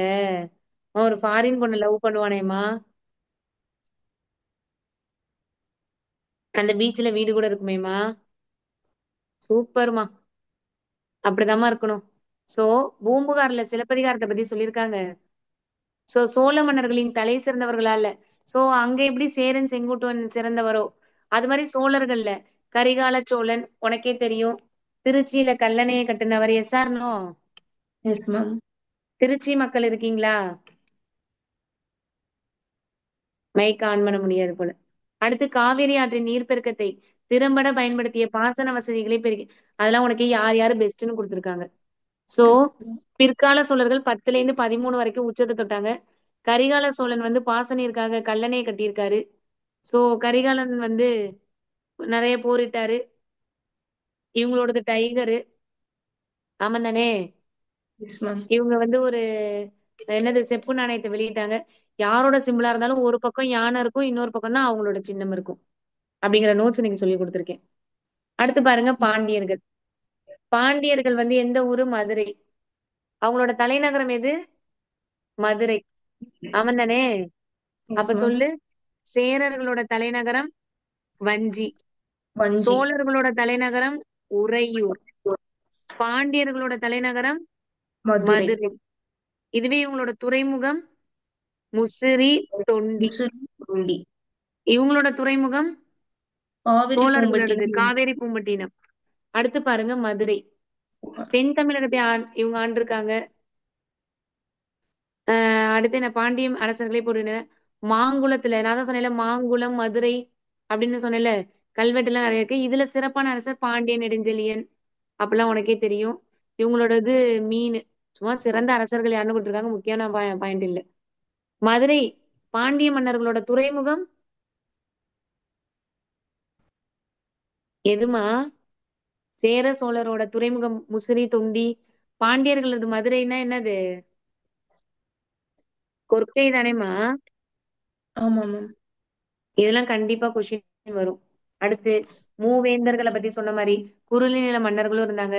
கடையேழு வள்ளல்கள் பாரி, காரி, ஓரி, நல்லி, பேகன், ஆயிலா இருந்தாங்க அப்படின்னு சும்மா கொடுத்துருக்குறாங்க. சோ அடுத்து அதோட முடிஞ்சு போச்சு. அடுத்து இவங்களோட சமூகம் எப்படி இருந்துச்சு நல்லா தெரிஞ்சுக்குங்க. இரும்பு காலத்தை சேர்ந்த சமுதாயங்கள் பழங்குடி சமுதாயங்களாக இருந்தன. சங்ககால சமூகம் பழங்குடி குல தலைமை சமுதாயத்திலிருந்து கொஞ்சம் வேறுபட்டு இருந்துச்சுன்னு முக்கிய கொடுக்குறாங்க. அதெல்லாம் தேவையில்லை. சங்க காலத்துல வாழ்ந்தவங்கள உனக்கே தெரியும். குறிஞ்சி நிலத்துல வாழ்ந்தவங்க, முல்லை நிலத்துல வாழ்ந்தவங்க, மருதத்துல வாழ்ந்தவங்கள உழவர்னு சொல்லுவாங்க. ஆமா தானே? எயினர் எயிற்றியர், பரதர் பரத்தியர். பரதர் பரத்தியர் எந்த நிலத்துல உள்ளவங்க? மேம் வரதர் பரத்தியர் வந்து நெய்தல் மேம். நெய்தல். சோ இந்த அடிப்படையில குழு குழுவா இருந்தாங்க அப்படின்ற மாதிரி சொல்றாங்க. அந்தணர்கள் என்று அறியப்பட்ட பூசாரிகள் இருந்திருக்கிறாங்க. அப்ப இந்த சேர சோழ பாண்டியர் காலத்துல பூசாரி இருந்திருக்காங்க, பானை செய்யறவங்க இருந்திருக்காங்க, உலக வேலை செய்யறவங்க இருந்திருக்காங்க. வட இந்தியாவுல காணப்பட்ட ஜாதி அமைப்பு தமிழகத்துல ஆனா இல்ல, ஜாதி அமைப்பு இல்ல. பூசாரி இருந்திருக்காருன்னு மட்டும் சொல்றாங்க. ஐவகை நிலத்தை வச்சு வேலை பார்த்தாங்க. ஐவகை நிலம்னா என்ன அர்த்தம்? குறிஞ்சி, முல்லை, மருதம், நெய்தல், அததான் வேளாண்மை, கால்நடை அப்படி இப்படின்னு சொல்லி முக்கிய போட்டிருக்காங்க. அடுத்து அந்த சேர சோழ பாண்டியர்களோட காலத்துல பெண்களோட நிலைமை எப்படி இருந்துச்சு? அம்மா, தங்கச்சி, தோழி, இவங்களை பத்தியான செய்திகள்லாம் இருக்கு. நிறைய பெண்பாற் புலவர்கள், மகளிர்கள் இவங்க எல்லாம் ஐவகை நிலப்பகுதியை சார்ந்த பெண்கள் குறித்தும் அப்ப பெண்கள் நல்லாவே நடத்துனாங்க. வெண்ணி என்ற ஊரை சார்ந்த வெண்ணி குயத்தியார் பெண்பால் புலவராக கண்டறியப்படுகிறார். அப்ப வெண்ணிங்கிற ஊர்ல இருந்த பெண்பால் புலவருக்கு பேர் என்ன? வெண்ணி வெண்ணி. குயத்தியார். மகளிர் திணைப்புணம் காத்தல் குறித்தும் உமணர் குல மகளிர் உப்பு விட்டுறது குறித்தும் சங்கத்துல சொல்றாங்க. மகளிர்கள் வந்து திணைப்புணம் காத்திருக்காங்க.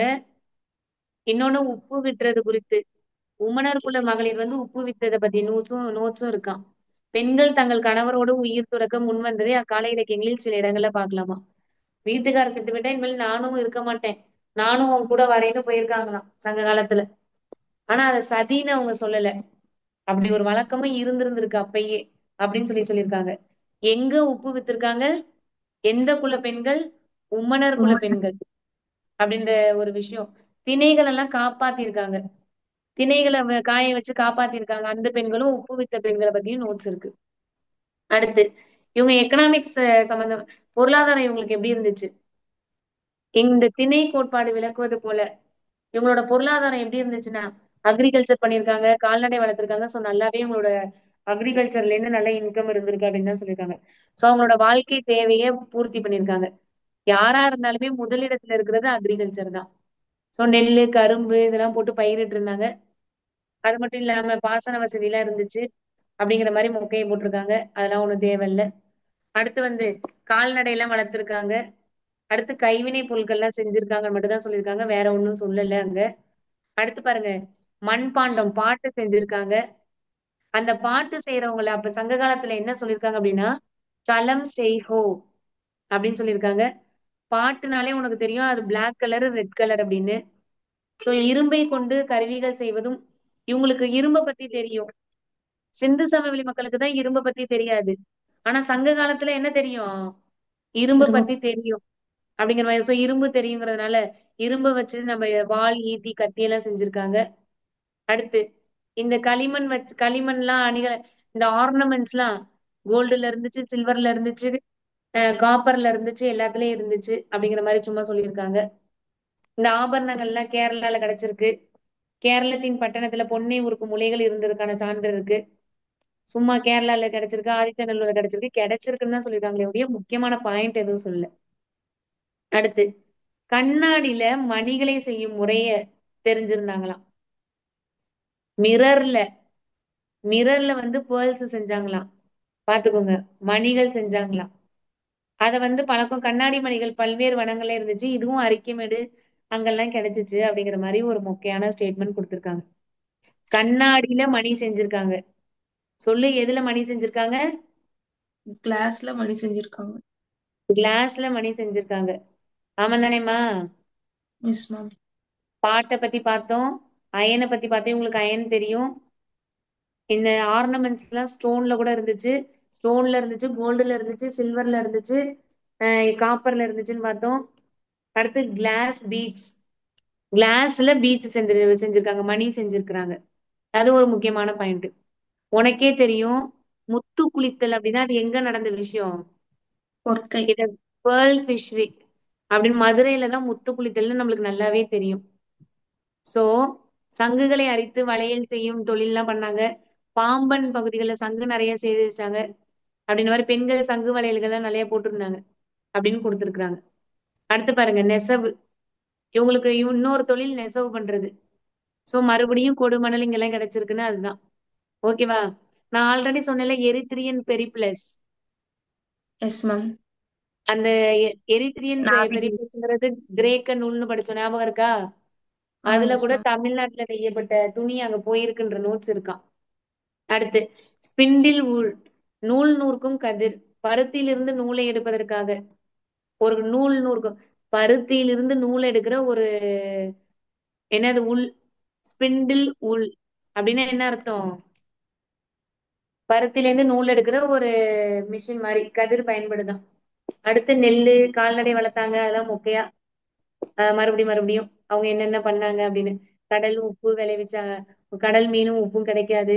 ஸோ மணல் பகுதிகளில் நெல் முதலான தானியங்களை கூட பயிரிட்டாங்க அப்படின்னு மொக்கையா கொடுத்துருக்காங்க, படிச்சுக்கோங்க. இவங்க பண்ணதே என்ன வேளாண்மை பண்ணாங்க? உப்பு வித்தாங்க அப்படிங்கிற மாதிரி. உப்புனாலே இங்க உமணர்கள்னு சொல்லிக்கிட்டே இருக்காங்க, அதை கவனிச்சியா? Yes ma'am. உப்புனாலே உமணர்கள் அப்படின்ற ஒரு வார்த்தை. அடுத்து இவங்களோட டிராவல் எப்படி இருந்துச்சு? டிரான்ஸ்போர்ட் எப்படி இருந்துச்சு? மாட்டு வண்டி. இது போக ஓடம் கப்பல்லாம் வச்சிருந்தாங்க, தோணி தெப்பம் நாவாய். இதையும் டென்த் புக்ல கொடுத்துருப்பாங்க தெரியுமா? கப்பலுக்கு சின்ன பேரெல்லாம் ஓடம் தோணி தெப்பம் நாவாய்ன்னு எல்லாமே இருந்ததா நோட்ஸ் இருக்கு. அடுத்து பாருங்க, இவங்களோட பண்டமாற்று முறை எப்படி இருந்துச்சு? அதான் பாருங்களேன், எண்ணத்தை கொடுத்து எண்ணத்தை மாத்திக்கிட்டாங்க. அரிசியை கொடுத்து மீன் வாங்கிக்கிட்டாங்க. உப்பு விலை மதிப்புடையதாக கருதப்பட்டது. நீங்க கவனி, இப்ப கூட வீட்டுக்கு வெளியே வந்து நெல்லு வாங்கிக்கிட்டு அரிசி உப்பு உப்பு கொடுத்துட்டு போவாங்க. ஆமாவா இல்லையா? ஏமா இப்ப கூட ரோட்ல வரவரு நெல்லை வாங்கிக்கிட்டு உப்பு கொடுத்துட்டு போவாருல்லம்மா. நெல்லை வாங்கிட்டு உப்பு அப்படியா கொடுத்துட்டு மேம்? போவாரு. புளியங்கொட்டையை வாங்கிட்டு கோல மாவு கொடுத்துட்டு போவாரு. இந்த உலகத்துல தானே இருக்கு எல்லாம். ஏமா இருக்கியா இல்லையா? எஸ் எல்லாம் மேம். போயிட்டியா? நான் மட்டும்தான் நடத்திக்கிட்டு இருக்கேனா? இருக்கும் மேம். இருக்கீங்களா? இப்ப வாயை திறங்க. ஏன் பேச மாட்டேன்றீங்க? பரவாயில்ல, தூங்காம இருக்கீங்க இவ்வளவு பேரும். ஓகேவா? அப்போ அரிசிக்கு அப்ப பண்டமாற்றத்துக்கு என்ன யூஸ் பண்ணிருக்காங்க பாருங்க. அப்போ மீனை கொடுத்து உப்பு வாங்கியிருக்காங்க. உப்பு தான் காஸ்ட்லியா சேர சோழ பாண்டியர் காலத்துல. சேர சோழ பாண்டியன் மற்றும் மலையமான் ஆகிய அரசர்களின் நாணயங்கள் பெருமளவு கிடைச்சிருக்கு, அதெல்லாம் சும்மா. அடுத்து தமிழ்நாட்டுக்கும் நம்மளுக்கு ஃபாரினுக்கும் என்ன தொடர்பு? நான் ஆல்ரெடி சொல்லிட்டேன், வணிக தொடர்புனாலே நம்ம இந்த ரோமனோட பண்ணியிருக்கோம் அப்படின்னு. அதுலயும் இந்த பிலினி ஃபீல் பண்ணிருப்பாருல்ல, மிளகு வாங்க போய் என் சொத்தே அழிஞ்சிருச்சுடா அப்படின்னு. ஆமாவா இல்லையா? S so ma'am. மிளகெல்லாம் நம்ம வந்து என்ன பண்ணோம், எக்ஸ்போர்ட் பண்ணோம். அதுக்கு பதிலா நம்ம என்னத்தை இம்போர்ட் பண்ணிக்கிட்டோம்? சொல்லு. அதுக்கு பதிலா தங்கம், வெள்ளி, செம்பு இதெல்லாம் இம்போர்ட் பண்ணிக்கிட்டோம். அடுத்து பாருங்களேன், நம்ம கிரேக்கர்கள் ரோமானியர்களோட தான் அந்த வணிகமே பண்ணியிருப்போமே. அதனால இவங்களை யவனர்கள்னு சொல்லுவாங்க. ஆமா தானே? Yes ma'am. அது இந்த கிரேக்கத்துல அயோனியான்னு ஒரு பிளேஸ் இருந்துச்சாம். அங்கேருந்து வந்ததாம். அடுத்து தமிழ்நாட்டில் இருந்து செங்கடல் செங்கடல் கரைக்கு எப்படி போனாங்க? செங்கடல். செங்கடல்னா இங்கிலீஷ்ல என்ன சொல்லியிருக்காங்கம்மா? நம்மளோட எக்ஸ்சேஞ்ச் ட்ரேட் எப்படி இருக்குன்னு பார்த்தோம்.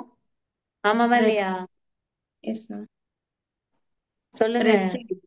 Egypt red red sea. Sea. Red சீக்கு எப்படி என்ன தொடர்பு? செங்கடல் கடற்கரையில உள்ள பெர்னிக்கே அப்படிங்கிற ஒரு ஹார்பர்ல 7.5 கிலோ மிளகு இருந்த இந்திய பானையும் தேக்கு மரப்பலை துண்டுகளும் தமிழ் பிராமி எழுத்துக்கள் பொறித்த பானை ஓடும் கண்டுபிடிக்கப்பட்டிருக்கான். அப்ப செங்கடல்ல ஒரு பாட்டு கிடைச்சிருக்கு. அந்த பாட்டுக்குள்ள என்ன இருக்குன்னு பார்த்தா 7.5 கிலோ மிளகு இருந்திருக்கு. அதுல தமிழ் பிராமி எழுத்து இருந்ததுனால இது தமிழ்நாட்டை சேர்ந்ததுன்னு செங்கடல்ல கண்டுபிடிச்சிட்டாங்களாம். செங்கடல்ல இருக்கிற ஹார்பருக்கு பேர் என்ன? பெர்னிக்கே. சொல்லு. செங்கடல்ல இருக்கிற பெர்னிக்கி. துறைமுகத்துக்கு பேர் என்ன? பெர்னிக்கே. பெர்னி. செங்கடல்ல உள்ள துறைமுகத்துக்கு பேரு பெர்னிக்கே அப்படின்னு சொல்லி பெர்னிக்கி. சொல்லியிருக்கிறாங்க. அடுத்து இன்னொரு துறைமுகம் இருக்கு. நான் தான் ஆல்ரெடி சொல்லியிருக்கேன்ல, எகிப்துல. எகிப்துல என் பேரை கேட்காம ஏதாவது பண்ணிக்கிட்டே இருந்தா காதை அறுத்து பாட்டுக்குள்ள போட்டுருவேன்னு சொல்லியிருக்கேன். ஞாபகம் இருக்கா? Yes ma'am. அப்ப காதையும் பெர்னிக்கையில இங்க பாட்டு கிடைச்சது. அந்த பாட்டுக்குள்ளதான் 7.5 கிலோ என்ன இருந்துச்சாம்? மிளகு ஏழு. இருந்துச்சாம். அப்படின்ற மாதிரி சொல்லியிருக்கிறாங்க. அடுத்து பாருங்க. அடுத்து அவற்றின் பனை ஓரி கண்ணன் சாத்தன் என எல்லாம் எழுதப்பட்டிருந்துச்சாம். அந்த பாட்டுல இந்த மாதிரி வார்த்தைகள்லாம் இருந்துச்சாம். கண்ணன் சாத்தன் அப்படின்னு சொல்லிக்கலாம். சரியா? மேம் ஸ்கிரீன் காணும் மேம். ஸ்கிரீன் காண போயிடுச்சா? இந்த வரேம்மா.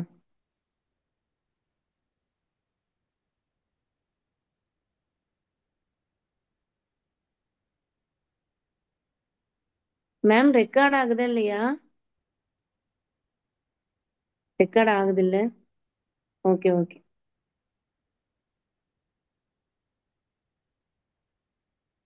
இப்ப ஸ்கிரீன் தெரியுதாயா?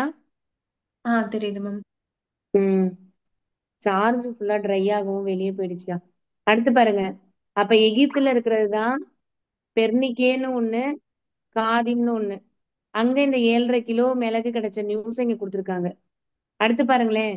பெரும் பத்தன்கல் அப்படின்ற பேர்ல தாய்லாந்துல குவான்லுக் பாட் அப்படிங்கிற இடத்துல ஒரு கல் கிடைச்சிருக்கு. பெரும் பத்தன்கல் எங்க இருக்கு? தாய்லாந்துல. தாய்லாந்து. அங்க ஒரு கல்லு கிடைச்சிருக்கு. பெரும் பத்தன்கல், தாய்லாந்து. தாய்லாந்து. ஓகேவா? தாய்லாந்து. நம்மளுக்கு நம்மளோட தாயே பெருமைப்படுத்தணும். ஓகேவா?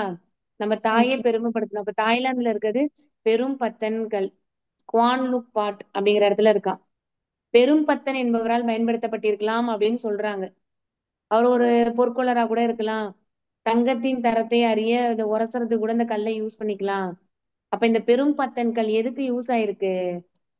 தங்கத்தை தங்கத்தோட. டெஸ்ட் பண்றதுக்கு, கோல்ட டெஸ்ட் பண்றதுக்காக அப்படின்னு சொல்லியிருக்கிறாங்க. அடுத்து பாருங்க. இவங்களோட நகரங்கள் துறைமுகங்கள் எப்படி இருந்திருக்குன்னு சொல்லியிருக்காங்க பாருங்க. நகரங்கள் துறைமுகங்கள். அதாவது இவங்களோட என்னது டவுன் எப்படி இருந்திருக்கு, போர்ட் எப்படி இருந்திருக்கு. டவுன் எப்படி இருந்திருக்கு, போர்ட் எப்படி இருந்திருக்கு. சும்மா நார்மலா தான் கொடுத்துருக்காங்க. செங்கலால் அணை கட்டியிருக்காங்க, அதாவது பிரிட்ஜ்ல. அப்புறம் கிணறுலாம் இருந்திருக்கு. சேமிப்பு கிடங்கு துறைமுகம் இருந்திருக்கு. காவேரி பூம்பட்டினம், அழகன்குளம், கொர்க்கை, கேரளப்பட்டினம், உறையூர் இந்த இடத்துல எல்லாம் ஏற்றுமதி செஞ்சாங்க. போர்ட்னா ஏற்றுமதி செஞ்ச இடம். ஏற்றுமதினாலே சேரர்களோட இடம், சோழர்களோட இடம், பாண்டியர்களோட இடம். ஆல்ரெடி உனக்கு தெரியும் இவங்க என்ன பீச் செய்யறதுல ஃபேமஸ்? கண்ணாடி கிளாஸ். மணிகள். உம் சங்குல வளையல் செய்வாங்களாம். கண்ணாடியில மணிகள் செய்வாங்களாம். இதுல இவங்க ஃபேமஸ் எல்லாம் படிச்சிருக்கோம். அடுத்து இவங்க யார கும்பிட்டாங்க? ரொம்ப முக்கியமான வார்த்தை. ஆவி வழிபாடு பண்ணாங்களாம். மக்களின் வழிபாட்டு முறைகளிலும் பன்மைத்துவம் இருந்துச்சு. ஆவிய வழிபட்டாங்களாம், மூதாதையர்களை வழிபட்டாங்களாம். ஓகேவாம்மா? Okay ma'am. அடுத்து யாரை வழிபட்டாங்களாம்? வீரர்களை, ஹீரோ ஹீரோ வார்ஷிப்பை வந்து வழியிட்டாங்களாம். ஆமாவா? Yes ma'am. சோ யாரெல்லாம் கும்பிட்டாங்க? அப்புறம் ஐந்திணைக்குள்ள கடவுள் தெரியும் உனக்கு. குறிஞ்சினா முருகன், முல்லைனா திருமால், மருதம்னா இந்திரன், நெய்தல் வருணன், பாலை கொற்றவை. இந்த கடவுள் எல்லாம் கும்பிட்டாங்க. வீர மரணம் மூதாதையர்களை அதிகமா வழிபட்டாங்க. சங்க காலத்துல அதிகமா வழிபட்டது யாரையா? மூதாதையர்களையும் வீரர்களையும் தான். கடவுளை பத்தி யாரையுமே இங்க இவன் சொல்லல. ஐந்திணைகள் உள்ள சேர சோழ பாண்டிய ஆதர்ச்சி சாரி குறிஞ்சி முல்லை மருதம் தான் கொடுத்திருக்காங்க. சமண சமயம் வந்து என்ன? சமண சமயமும் புத்த சமயமும் வேற வேற சாமியை கும்பிட்டாங்கன்னு அங்க இருக்கு. வழிபாட்டு முறைகளை கொண்டிருந்தன. சமண சமயம் வேற வழிபாடு, புத்த சமயம் வேற வழிபாடுன்னு அங்க கதை கொடுத்திருக்காங்க. அடுத்து பாருங்க, நுண்கலைகள். நுண்கலைகள்னா இங்கிலீஷ்ல ஃபைன் ஆர்ட்ஸ். நுண்கலைகள்னா இங்கிலீஷ்ல ஃபைன் ஆர்ட்ஸ். அவங்களோட ஆர்ட்ஸ் எப்படி இருந்துச்சு அப்படின்னா, இங்க இது ஃபுல்லாவே அழகா ஒரு நோட்ஸ் கொடுத்திருப்பாங்க. என்ன நோட்ஸ் அப்படின்னா, அவங்களோட கலைய பத்தி சொல்லணும்னா அந்த பெண்கள் எல்லாம் அழகா மேக்கப் போட்டுக்கிட்டாங்களாம். அதுக்கு உதாரணம் அவங்க கலைத்திறமையில ரொம்ப சிறந்திருந்தாங்க, ஆட்டம் பாட்டத்தோட இருந்திருக்காங்க அப்படிங்கிறதுக்கு எடுத்துக்காட்டா, ஆட்டம் போறதுக்கு முன்னாடி கண்ணுல மை விட்டுட்டு போயிருந்திருக்காங்க. அந்த மை விடுறதுக்கு செம்பாலான ஒரு குச்சி, செம்புனா இங்கிலீஷ்ல என்னது? காப்பர். காப்பர். ஓகேவா? காப்பராலான ஒரு ஸ்டிக்கு வச்சிருந்திருக்காங்க. அந்த ஸ்டிக்கை வச்சே நம்ம இவங்களோட வந்து என்னன்னு சொல்றாங்க, ஆர்ட் வந்து எப்படி இருந்துச்சு, கலைகள் எப்படி இருந்துச்சுன்னு சொல்லலாம் நீங்க ஒரு மொக்கையா. சோ இவங்களுக்கு டான்ஸ் ஆட தெரியும், எல்லாமே பண்ண தெரியும், பாட்டு பாட தெரியும், எல்லாமே பண்ண தெரியும், எல்லாமே பண்ண தெரியும். கண்மை எதுல என்ன குச்சியில? காப்பர். காப்பர் குச்சி. பட் ஆனா காப்பர் குச்சின்னு இங்கிலீஷ்ல சொல்லியிருக்க மாட்டாங்க. அதை என்ன ஸ்டிக்ஸ்ன்னு சொல்லியிருப்பாங்க? Antimony rods. ம் ஆன்டிமோனி ராட்ஸ். ஆன்டிமோனி ராட்ஸா? செம்பாலான காப்பர் தான் கொடுத்திருக்காங்க. ஆமா காப்பர் மேம். ஸ்டிக்கு தான் அப்படின்னு கொடுத்திருக்காங்க. கீழே கொடுத்திருக்காங்க பாருங்க. Copper rod used for decorating eye eye lashes.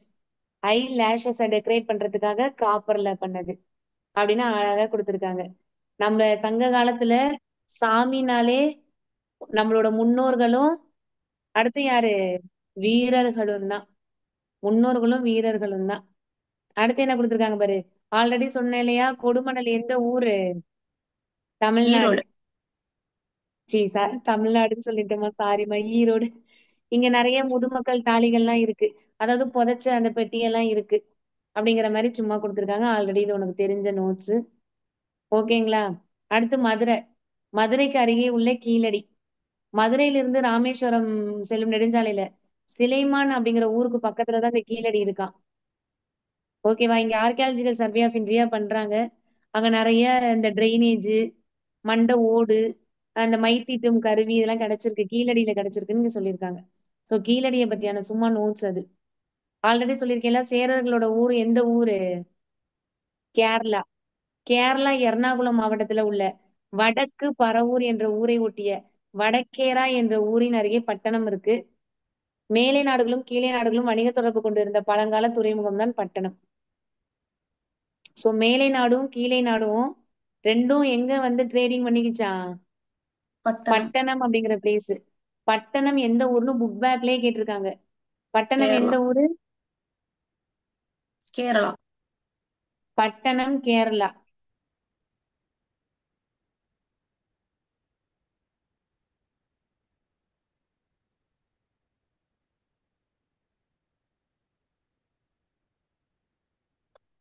ஓகேங்களா?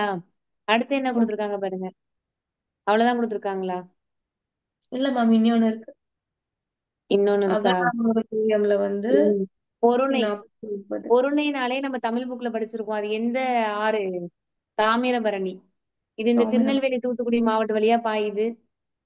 தஞ்சாவூர். 76ல ஆதிச்சநல்லூர்ல 76ல டாக்டர் ஜாகூர் அப்படிங்கிறவரால இது நடத்தப்பட்டதாம். அப்ப சொல்லு, தாமிரபரணியில தாம் ஆதிச்சநல்லூர்னால என்ன மாவட்டம்னு நான் போன கிளாஸ்ல சொல்லி கொடுத்தேன். தூத்துக்குடி. அதுக்கு முன்னாடி என்ன மாவட்டத்துல இருந்துச்சு? திருநெல்வேலி. திருநெல்வேலி. ஆதிச்சநல்லூர்ல ஆராய்ச்சி பண்ண சொன்னவர் யாரு? ஜாகூர். John Marshall. அஹ்? ஜாகூர். Okay ma'am. ஆதிச்சநல்லூர்ல ஜாகூர். ஓகே ஓகேவா? பின்னர் ஓகே மேம். இங்கிலாந்துல இருந்து வந்த அலெக்சாண்டர் ரீ அப்படிங்கிறவரு ஆதிச்சநல்லூர்ல ஆராய்ச்சி பண்ணாரு. ஃபர்ஸ்ட் வந்தவர் ஜாகூர், அடுத்து வந்தவர் அலெக்சாண்டர் ரீ. இது ஆதிச்சநல்லூருக்கு. சரியா? இது மாதிரி ஓகே மேம். எடுத்த பொருள் எல்லாம் சென்னை மியூசியத்துல வச்சிருக்காங்களாம். ஆர்கியாலஜிக்கல் சர்வே ஆஃப் இந்தியா 2004 தான் ஆதிச்சநல்லூர்ல இந்த இதை சர்வேவை ஆரம்பிச்சாங்களாம். அப்ப ஆதிச்சநல்லூர் எந்த வருஷம்? 2004. ஆதிச்சநல்லூர் எந்த வருஷம்? 2004. கொற்கைங்கிறது உனக்கே தெரியும், மதுரையோட துறைமுகம்னு. 68ல இங்க அகழ்வாய்வு நடத்தப்பட்டதாம். கொற்கையில ஆராய்ச்சி பண்ணது எப்போ? 68. 68. இங்க நடைபெற்ற அகழ்வாய்வானது 2021 கொற்கை துறைமுகத்தையும் அதனது தொடர்பையும் குறித்து இப்ப இந்த 2021 தான் நோட்டீஸே வெளியிட்டாங்களாம். ஓகேவா? ஆதிச்சநல்லூர்ல சில கிலோமீட்டர் தொலைவுல உள்ள சிவகலை அப்படிங்கிற ஊர்ல 2019 ஒரு சர்வே பண்ணாங்களாம். அப்போ அந்த முதுமக்கள் தாலின்னா அந்த புதைச்சு வைக்கிற இதுல உமி நெல்மணி கிடைச்சுச்சாம். நெல்மணிகள் அமெரிக்காவின் மியாமி நகரில் உள்ள பீட்டா ஆய்வகத்துல கரிம பகுப்பாய்வுக்கு உட்படுத்தப்பட்ட போது இதனது காலம் 1155 அப்படிங்கிற இதுல இருக்கலாம் அப்படின்ற மாதிரி சொல்றாங்க. தாமிரபரணியே 3600 வருஷம் பழசாம். இந்த ஆதிச்சநல்லூர், சிவகலை இங்கெல்லாம் பாருங்க, மணல் பாறை 12 அடி ஆழத்துல புதைக்கப்பட்ட தாளிகள் எல்லாம் கிடைச்சிருக்கு. அந்த மாதிரி சும்மா வெண்கல இரும்பு பொருட்கள் எல்லாம் கிடைச்சிருக்குன்னு சும்மா கொடுத்துருக்காங்க. அடுத்து பாருங்க, இந்த ஒரு பேஜ் தான், தூங்காம கவனிங்க. கவனிக்கலாமா? Yes ma'am. பொன்னாலான நெற்றி பட்டங்கள் அப்படின்னா நெற்றி பட்டம் இப்ப கூட கட்டுறோம் இல்லையா? கல்யாணம் ஆன உடனே கட்டுறோம் இல்லையா? ஆமாவா ஆமா இல்லையா? மேம். இது முக்கோண வடிவ வேலைப்பாடுகளுடன் நெற்றி கயிற்றால் இணைத்து கட்டுவதற்கு இருமுனையிலும். சோ அந்த சங்க காலத்துல பொன்னாலான நெற்றி பட்டங்கள் இருந்திருக்கு. இத வந்து கோல்டு டயடம்ஸ்ன்னு சொல்லுவாங்க. அடுத்து பாருங்க, உருளை ஈயம் கொண்ட வெண்கல பொருட்கள். ஏதாவது பிரான்ஸ்ல உள்ள இந்த பொருட்கள்லாம் இருக்கு. அது மட்டும் இல்லாம இந்த மாதிரி ஃபீமேல் பொம்பளை பிள்ளைங்களோட மண் உருவப்பாடு, மண்ணுல செஞ்ச பொம்மையெல்லாம் இருந்திருக்கு. ஆல்ரெடி மேம் சொல்லிட்டேன் இதெல்லாம் சங்க. ம் மேம் இதெல்லாம் இங்கிலீஷ்ல இல்ல மேம். இங்கிலீஷ் புக் மீடியம்ல இல்ல. நான் வச்சிருக்க இங்கிலீஷ் புக்ல இருக்கு ஃபீமேல் ஃபிகரின்ஸ். இல்லைன்னா விட்டுருங்க. தமிழ் மீடியம் புக்ல இருக்கா? யாராவது தமிழ் தமிழ் மீடியம் இருக்கு மைக் ஆன் பண்ணுங்க அப்படிங்களா? பானைனாலே அது கருப்பு சிவப்பு அணிகலன்கள் யூஸ் பண்ணியிருக்காங்க. கழிவுநீர் மேலாண்மை உனக்கே தெரியும். பட் 29 வரிசையில இருந்திருக்கு அப்படின்ற மாதிரி மென்ஷன் பண்ணியிருக்காங்க. சங்கு வளையல் யூஸ் பண்ணியிருக்காங்க அப்படின்னு இந்த பாடத்தை முடிச்சுக்கிட்டாங்க. புரியுதா? எத்தனை பேஜ் நான் ஊத்திட்டு வந்திருக்கேன் பாரு. தனியா படிச்சா முடியுமாமா? 9:40க்கு ஆரம்பிச்சிருப்போமா, 9:30க்கு 10:40, 1 hour. 33ல இருந்து 53, 20 பேஜ் ஓட்டிட்டு வந்திருக்கோம். 20 பேஜ் தனியா உட்காந்தா படிக்க முடியுமாமா 1 hourல? No ma'am. முடியாது, கஷ்டம். அதனால சொல்றத கேட்டு நல்லா படிச்சுக்கோங்க. இது போக வேற என்னம்மா நோட்ஸ், என்னம்மா ஃபர்ஸ்ட் ப்ரியாரிட்டில இந்த புக் இருக்கு. செகண்ட் என்ன லெசன்? மேம் செகண்ட் வந்து ஜியாகிரபி மேம். ஜாகிரபி இல்லாம கான்ஸ்டியூஷன் பாடம் சொல்லுங்க. மேம் சிவிக்ஸ்ல வந்து கான்ஸ்டிடியூஷன் ஆஃப் இந்தியா. செகண்ட் டேர்ம்ல 6th ஸ்டாண்டர்ட். செகண்ட் டேர்ம்ல 6th ஸ்டாண்டர்ட். அதான் சொல்லிடுறேன் ஃபர்ஸ்ட். இன்னைக்கு வந்து இந்த ஹிஸ்டரியையும் இந்த கான்ஸ்டியூஷனையும் வச்சுக்கலாம். இந்த ஜாகிரபியை மட்டும் நான் நாளைக்கு சொல்றேன்.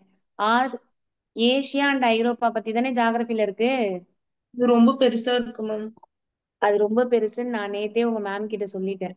மேம் ரொம்ப பெருசு, என்னால கிளாஸ்ல அதை கம்ப்ளீட் பண்ண முடியாது.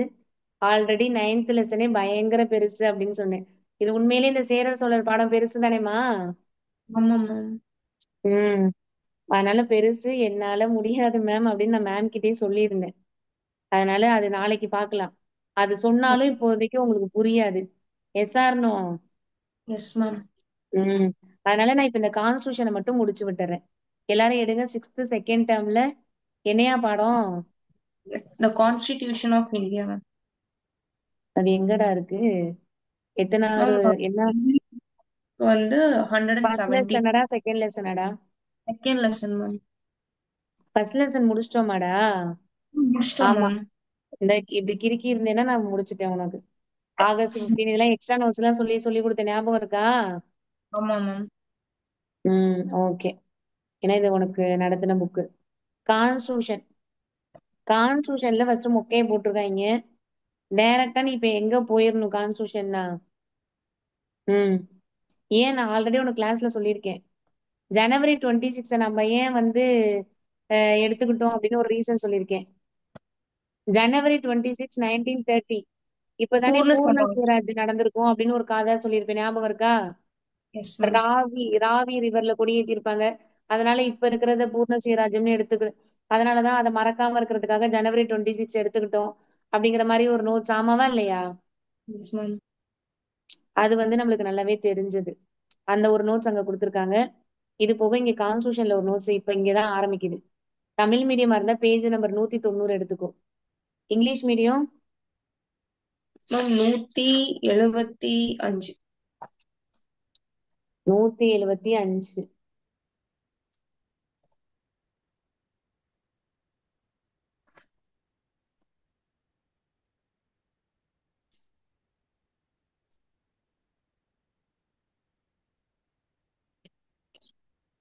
ம் 175 சொல்லுங்க பாப்போம். கான்ஸ்டியூஷன் எழுதினப்ப அதுல மொத்தம் எத்தனை மெம்பர்ஸ் இருந்தாங்க அப்படின்னா 389. உனக்கே தெரியும். கான்ஸ்டியூஷனை எப்ப உருவாக்குனாங்க? உருவாக்குறதுக்கு இட் மீன்ஸ் கான்ஸ்டியூஷனை எழுதலாம் அப்படின்னு அவங்க ஆரம்பிச்சது 1946. 1946 என்ன டேட்டு? டிசம்பர் 9. டிசம்பர் 9. டிசம்பர் 9 அப்படிலாம் தெரியும். அப்போ ஒரு டெம்பரவரி தலைவரா இருந்தவர் யார் அப்படின்னா சச்சிதானந்த சின்ஹா. டெம்பரவரியா இருந்தவர் பேர் என்ன? சச்சிதானந்த சச்சிதானந்த சிங். சின்ஹா. சச்சிதானந்த சின்ஹா. சச்சிதானந்த சின்ஹாவை யார் அப்பாயின்மெண்ட் பண்ணாங்கன்னு தெரியுமா? No ma'am. ஆமா. கொஞ்சம் எக்ஸ்ட்ரா நோட்ஸ் எல்லாம் சொல்லுவேன். அதெல்லாம் எழுதிக்கணும். ஓகேவா? ஓகே. Okay constitution ma'am. ஆரம்பிச்சப்ப எவ்வளவு மெம்பர்ஸ் இருந்தாங்க? 380. 89. 389. 389 இருந்தாங்க.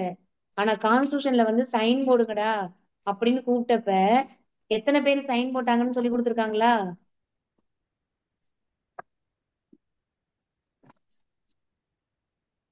எனக்கு தெரியும் தெரியாது எதையாவது வாயை திறக்கலாம். தெரியல மேம். தெரியல. 389 பேர்ல சைன் போட்டவங்க 284 பேர் தான். எழுதிக்கோங்க.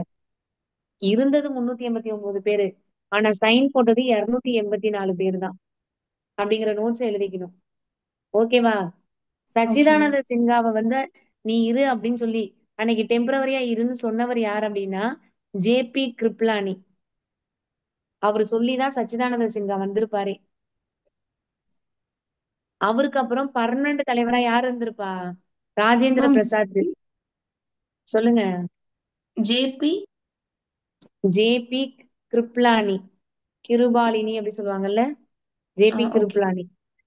டிசம்பர் 11 ராஜேந்திர பிரசாத் நிரந்தர தலைவரா வந்திருப்பாருன்னு நம்மளுக்கு நல்லாவே தெரியும். சோ இதுல இருந்த முக்கியமான மெம்பர்ஸ் யாரெல்லாம்? நேரு, வல்லபாய் பட்டேல், மௌலானா ஆசாத், விஜயலட்சுமி பண்டிட், சரோஜினி நாயுடு. சரோஜினி நாயுடு நம்ம என்னன்னு சொல்லுவோம்? Nightingale of India. நைட்டிங்கேல்னு சொல்லுவோம். விஜயலட்சுமி பண்டிட் யாரோட சிஸ்டர்? விஜயலட்சுமி தானே அவங்க பேரு சிஸ்டர். தப்பா சொல்றேனோ நானு?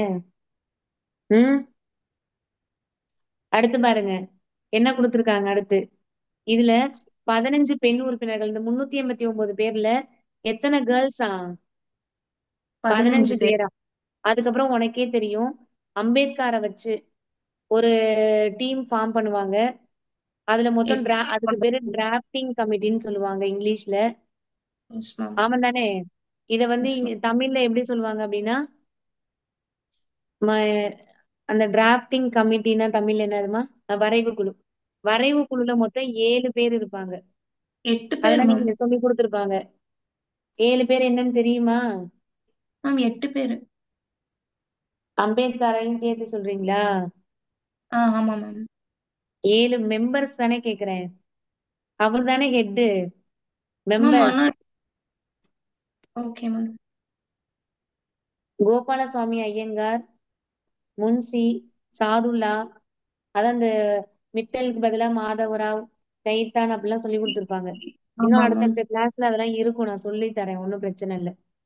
7 பேர் இருக்காங்க, நீங்க 6th புக்ல இருக்கு பாருங்க. இதோட தலைவர் யார் அப்படின்னா அம்பேத்கர். யாராவது கரெக்டா சொல்லு பார்ப்போம். நம்ம ஆரம்பிச்சது என்னமோ டிசம்பர் 9, 1946. அம்பேத்கர் என்னைக்கு நம்ம தலைவரா அம்பேத்கர் என்னைக்கு உள்ள வந்தார் சொல்லுங்க.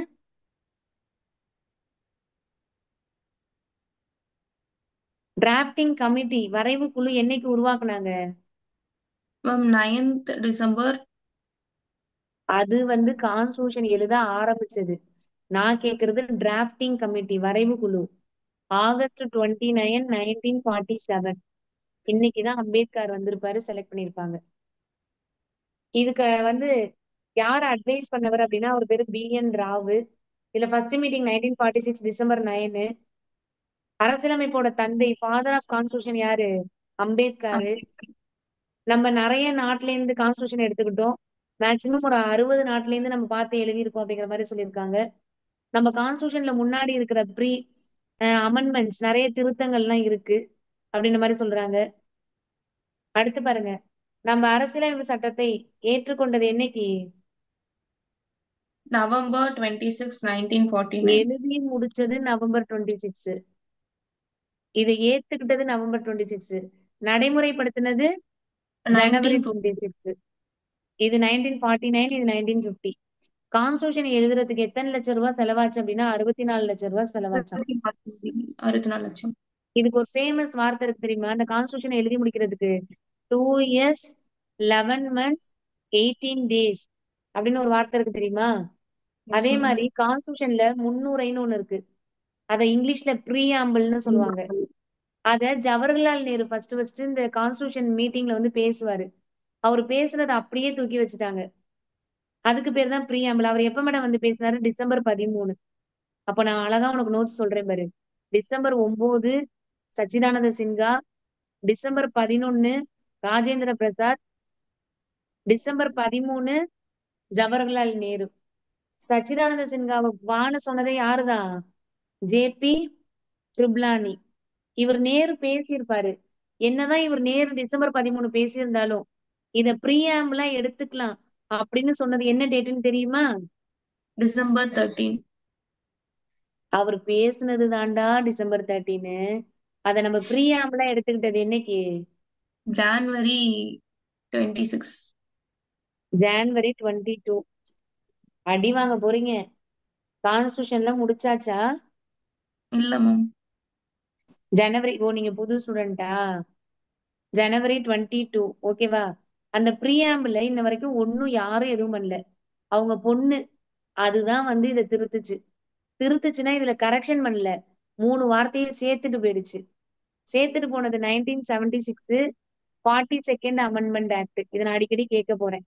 சரியா? இந்திரா காந்தி தான் நிறைய மாத்தி வச்சிருப்பாங்க கான்ஸ்டியூஷன் புக்ல. அதனால இந்த 42nd அமெண்ட்மெண்ட் ஆக்ட மினி கான்ஸ்டியூஷன்னே சொல்லுவாங்க. சிறு அரசியலமைப்பு. இது எஸ்ஐல கேட்ட கொஸ்டின். SI question. எஸ்ஐலையும் கேட்டிருக்காங்க, டிஎன்பிசிலையும் கேட்டிருக்காங்க. இது ஒரு ஃபேமஸான கொஸ்டின். இதுல என்ன இந்த ப்ரீஆம்பிள் எப்படி இருக்கும்னா சமதர்ம மதச்சார்பற்ற ஒருமைப்பாடுள்ள நாடு, இந்த வார்த்தையெல்லாம் இருக்கும் அப்படிங்கிற மாதிரி சும்மா நோட்ஸ் கொடுத்துருக்காங்க. அது உனக்கே தெரியும். அடுத்து நம்ம என்ன கவர்மெண்ட் பார்லிமெண்ட் வச்சுதானே செயல்படுறோம் எஸ் மேம். அப்படிங்கிற மாதிரி நம்மளோடது பார்லிமெண்ட் ஃபார்ம்ல தான் இருக்கும் நம்ம இந்தியா. அடுத்து பாருங்க, கான்ஸ்டியூஷன்ல ஃபண்டமெண்டல் ரைட்ஸ்னு ஒண்ணு இருக்கு. ஃபண்டமெண்டல் ரைட்ஸ ஆர்டிகல் 12ல இருந்து 35 வரைக்கும் பிரிக்கலாம். ஆமா தானே? அத ஆமா மேம். 12 to இது சம உரிமை அப்படின்னா என்ன அர்த்தம்? சம ஆர்டிகல் உரிமைனா 14. ஆர்டிகல் 12 to சம 16 உரிமை வரைக்கும் ஆர்டிகல் சொல்லாமா? 14 மேம் 14 to 6. 14ஆ? ஆமா 14 மேம். சொல்லலாமா? சட்டத்தின் முன் அனைவரும் சமம் 14. சுதந்திரமாக செயல்படும் உரிமை, சுரண்டலுக்கு எதிரான உரிமை, சமய சுதந்திர உரிமை, கல்வி கலாச்சார உரிமை, சட்டப்படி தீர்வு காணும் உரிமை. இந்த சட்டப்படி தீர்வு காணும் உரிமை தான் சென்ட்ரல் கவர்மெண்ட்ல போய் நீ தீர்வு காணணும்னா இதுக்கு ஆர்டிகல் 32. இதுவே ஸ்டேட் கவர்மெண்ட் நம்ம இங்க போகணும்னா 226. என்னது 226? 6. 226. ஓகேவா? அப்ப இந்த கான்ஸ்டியூஷன் இந்தியால ஃபண்டமெண்டல் ரைட்ஸ் மட்டும் கொடுத்திருக்காங்க. இது rights to equality. Rights to ஈக்குவாலிட்டினா ஆர்டிகல் 14. 14ல ஆமா தானே? இருந்து 18 வரைக்கும் மேம். 14ல இருந்து 16 வரைக்குமா? 18 மேம். 18 வரைக்கும். 14ல இருந்து 18 வரைக்கும். 12ம் 13 என்னன்னு நான் அப்புறமேல் சொல்லுவேன். 14 டு 18. இதுவே சுதந்திரமா இருக்கணும் அப்படின்னா 19ல இருந்து 22. இதுவே ரைட் எகெயின்ஸ்ட் எக்ஸ்பிளேட்டேஷன் அப்படின்னு கேட்டா சுரண்டலுக்கு எதிரான 23 அண்ட் 24. இதுவே ரிலீஜியனுக்கு ஃப்ரீடம் அப்படின்னா 25 டு 28. இந்த கல்ச்சுரல் அண்ட் எஜுகேஷனல் 29 அண்ட் 30. 31 அப்படிங்கிறது நம்மளோட சொத்து உரிமைன்னு சொல்லுவாங்க. அதை தூக்கிட்டாங்க இப்போ. 32ங்கிறது தான் right to constitutional remedies. Right to constitutional remedies central கவர்மெண்ட்ல போய் கேஸ் போட்டா அது அதாவது 32. இட் மீன்ஸ் சுப்ரீம் கோர்ட்ல போய் போட்டா 32 ஆர்டிகல். ஹை கோர்ட்ல நம்ம போட்டா ஆர்டிகல் என்னது 226 அப்படின்னு சொல்லி கொடுத்துருக்காங்க. மித்தபடிங்க 18 வயசு ஆனவங்களாம் நம்ம என்ன பண்ணலாம்? ஓட்டு போடலாம் அப்படிங்கிற மாதிரி ஒரு நோட்ஸ் கொடுத்துட்டு வேற ஏதாவது அவங்க கொடுக்கல. வேற என்னமா கொடுத்துருக்காங்க? கான்ஸ்டியூஷன் இப்ப வரைக்கும் எத்தனை டைம் திருத்தி இருக்கு இங்க பாருங்க. ஒரு இன்ஃபர்மேஷன். 2000. வரைவு குழு டிராஃப்டிங் கமிட்டில யாரெல்லாம் இருந்தாங்கன்னு இங்க கொடுத்துருக்காங்க பாருங்க. அம்பேத்கர், கோபாலசுவாமி ஐயங்கார், முன்ஷி, சாதுல்லா, மாதவராவ். மிட்டலுக்கு பதிலா வந்தவர் தானே மாதவராவு. Yes ma'am. கைத்தானுக்கு பதிலா வந்தவர் தானே கிருஷ்ணமாச்சாரி. Yes ma'am. அல்லாடி கிருஷ்ணசாமி. இவங்க எல்லாம் இருந்திருக்கிறாங்க. அம்பேத்கர் உருவாக்கிய சட்டத்தை சிறப்பா நம்ம இது பண்றோம். நம்ம கான்ஸ்டியூஷன்ல எவ்வளவு ஆர்டிகல்ஸ் இருக்கு அப்படின்னா 395. எவ்வளவு பார்ட்ஸ் இருக்கு அப்படின்னா இப்ப எவ்வளவு பார்ட்ஸ் இருக்கு? ஆர்டிகல் இப்பயும் எவ்வளவு இருக்குன்னு கேட்டா 395 தான். சரியா? ஆனா இங்க 448ன்னு கொடுத்துருக்காங்க பாருங்க. கான்ஸ்டியூஷன்ல அம்பேத்கர் ஒரு வார்த்தையை சொல்லிட்டாரு. ஆர்டிகல் 395னா 395 தான் இருக்கணும். அதுக்கு மேல நீ எக்ஸ்ட்ரா எதையுமே சேர்க்க கூடாது. அதுக்கு பதிலா கரெக்ஷன் பண்ணிக்கலாம். கரெக்ஷன் மீன்ஸ் இப்ப எனக்கு வந்து உனக்கே தெரியும் ரைட் டு ஃப்ரீடம் ஆர்டிகல் 14ன்னு தெரியும். சட்டத்தின் முன் அனைவரும் சமம் 14ன்னு தெரியும். ஆமா தானே? சட்டத்தின் எஸ் முன் மேம். அனைவரும் சமம் 14ன்னு உனக்கு தெரியும். அப்ப அந்த ரிலேட்டடா நீ ஏதாவது பண்ணணும்னா அதுக்குள்ள 14A 14B ABCDன்னு தான் சேர்க்கணுமே ஒழிய எதையும் தூக்க கூடாது. நீனு எதையும் எக்ஸ்ட்ரா 396ன்னு ஆட் பண்ணக்கூடாதுன்னு அம்பேத்கர் சொல்லிட்டு போயிட்டாரு. அப்படி இவனுங்க ஏபிசிடியா போட்டதுதான் இந்த 448. போன கிளாஸ்ல இந்திரா காந்தி அம்மா ஆர்டிகல் 51A போட்டு அதுல 10 ஐட்டம்ஸ் வச்சிருப்பாங்க. 11th ஐட்டம் தான் 6 to 14 கட்டாய கல்வின்னு சொல்லி கொடுத்த ஞாபகம் இருக்கா? Yes ma'am. இதுல கூட நம்ம 51 இதுல வந்து ஜிங்கிறதுல காடு மரத்தெல்லாம் பாதுகாக்கணும்னு நடத்தினேனே. Yes ma'am. 7வது அதுதான் சொல்றாங்க. கான்ஸ்டியூஷன் ஆரம்பிச்சப்ப 8 அட்டவணை இருந்துச்சு, 8 ஷெட்யூல். இப்ப 12 இருக்கு. அப்ப 22 பாட்டு இருந்துச்சு, இப்ப 25. இதெல்லாம் நான் சொல்லி தருவேன். 2021 வரைக்கும் 105 அமெண்ட்மெண்ட் ஆக்ட். இப்ப கரண்ட்ல எவ்வளவு அமெண்ட்மெண்ட் ஆக்ட் சொல்லு பாப்போம். இப்ப வரைக்கும் எவ்வளவு அமெண்ட்மெண்ட் ஆக்ட் இருக்கு?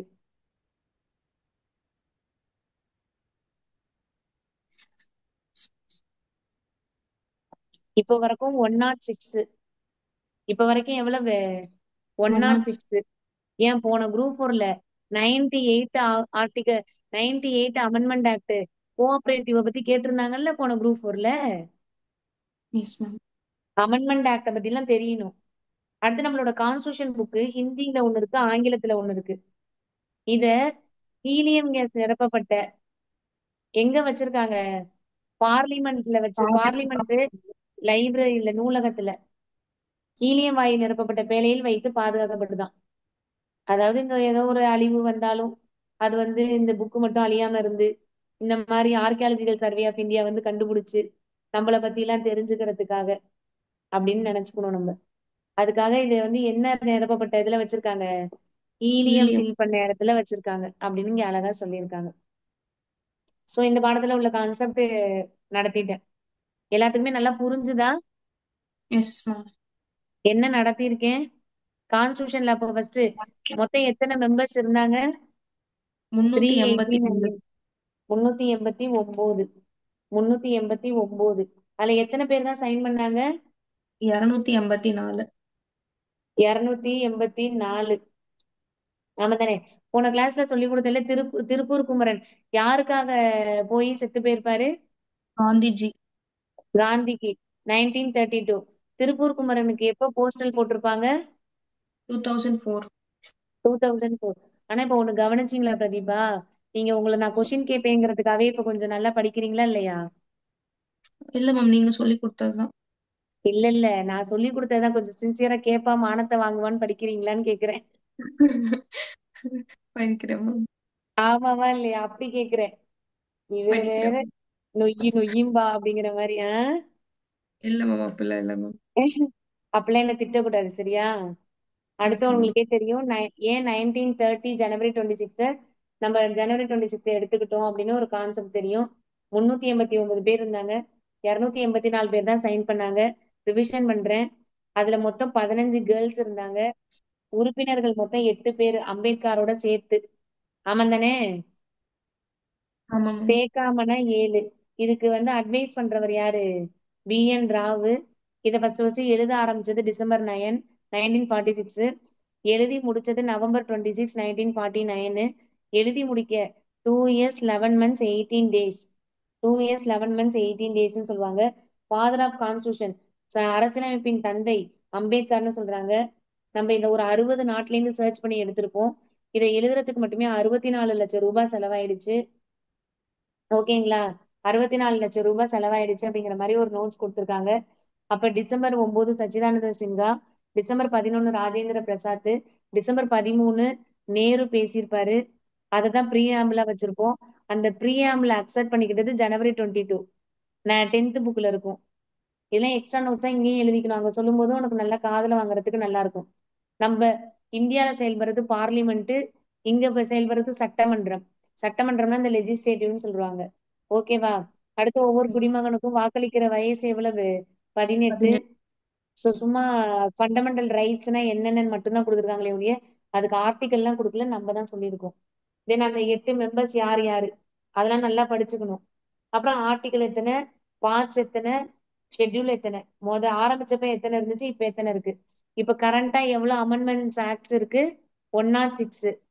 நாங்க சொல்லி தந்தாலும் சொல்லி தரலனாலும் 90ல இருந்து 106 அமெண்ட்மெண்ட் ஆக்ட் வரைக்கும் என்னென்ன பண்ணிருக்காங்கன்னு தெரிஞ்சுக்கும். இப்ப நம்ம ஜிஎஸ்டி எல்லாம் கொண்டு வந்திருக்காங்கல்ல, ஜிஎஸ்டி எல்லாம் Yes, என்ன ma'am. அமெண்ட்மெண்ட் ஆக்ட்னு தெரியுமா? 101. ஜிஎஸ்டி 101. சோ நீ ஃப்ரீயா இருக்கும்போது அமெண்ட்மெண்ட் ஆக்ட் 90ல இருந்து 106 வரைக்கும் நோட்ஸ் கலெக்ட் பண்ணி எழுதிக்கோ. நம்மளோட கான்ஸ்டியூஷன் புக்கு பார்லிமெண்டோட லைப்ரரியில, பார்லிமெண்ட்ல லைப்ரரி இருக்கு. அங்க ஹீலியம் கேஸ் நிரப்பப்பட்ட இடத்துல வச்சிருக்காங்க. என்னென்ன பிரிண்ட் இருக்கு? இங்கிலீஷ்ல ஒண்ணு, ஹிந்தில ஹிந்தி ஒண்ணு மேம். அப்படிங்கிற மாதிரி சொல்லி இந்த பாடத்தை முடிச்சுக்கிட்டாங்க. ஓகேவா? Okay ma'am. அவ்வளவுதான்யா. தரவா நடத்தியாச்சியா?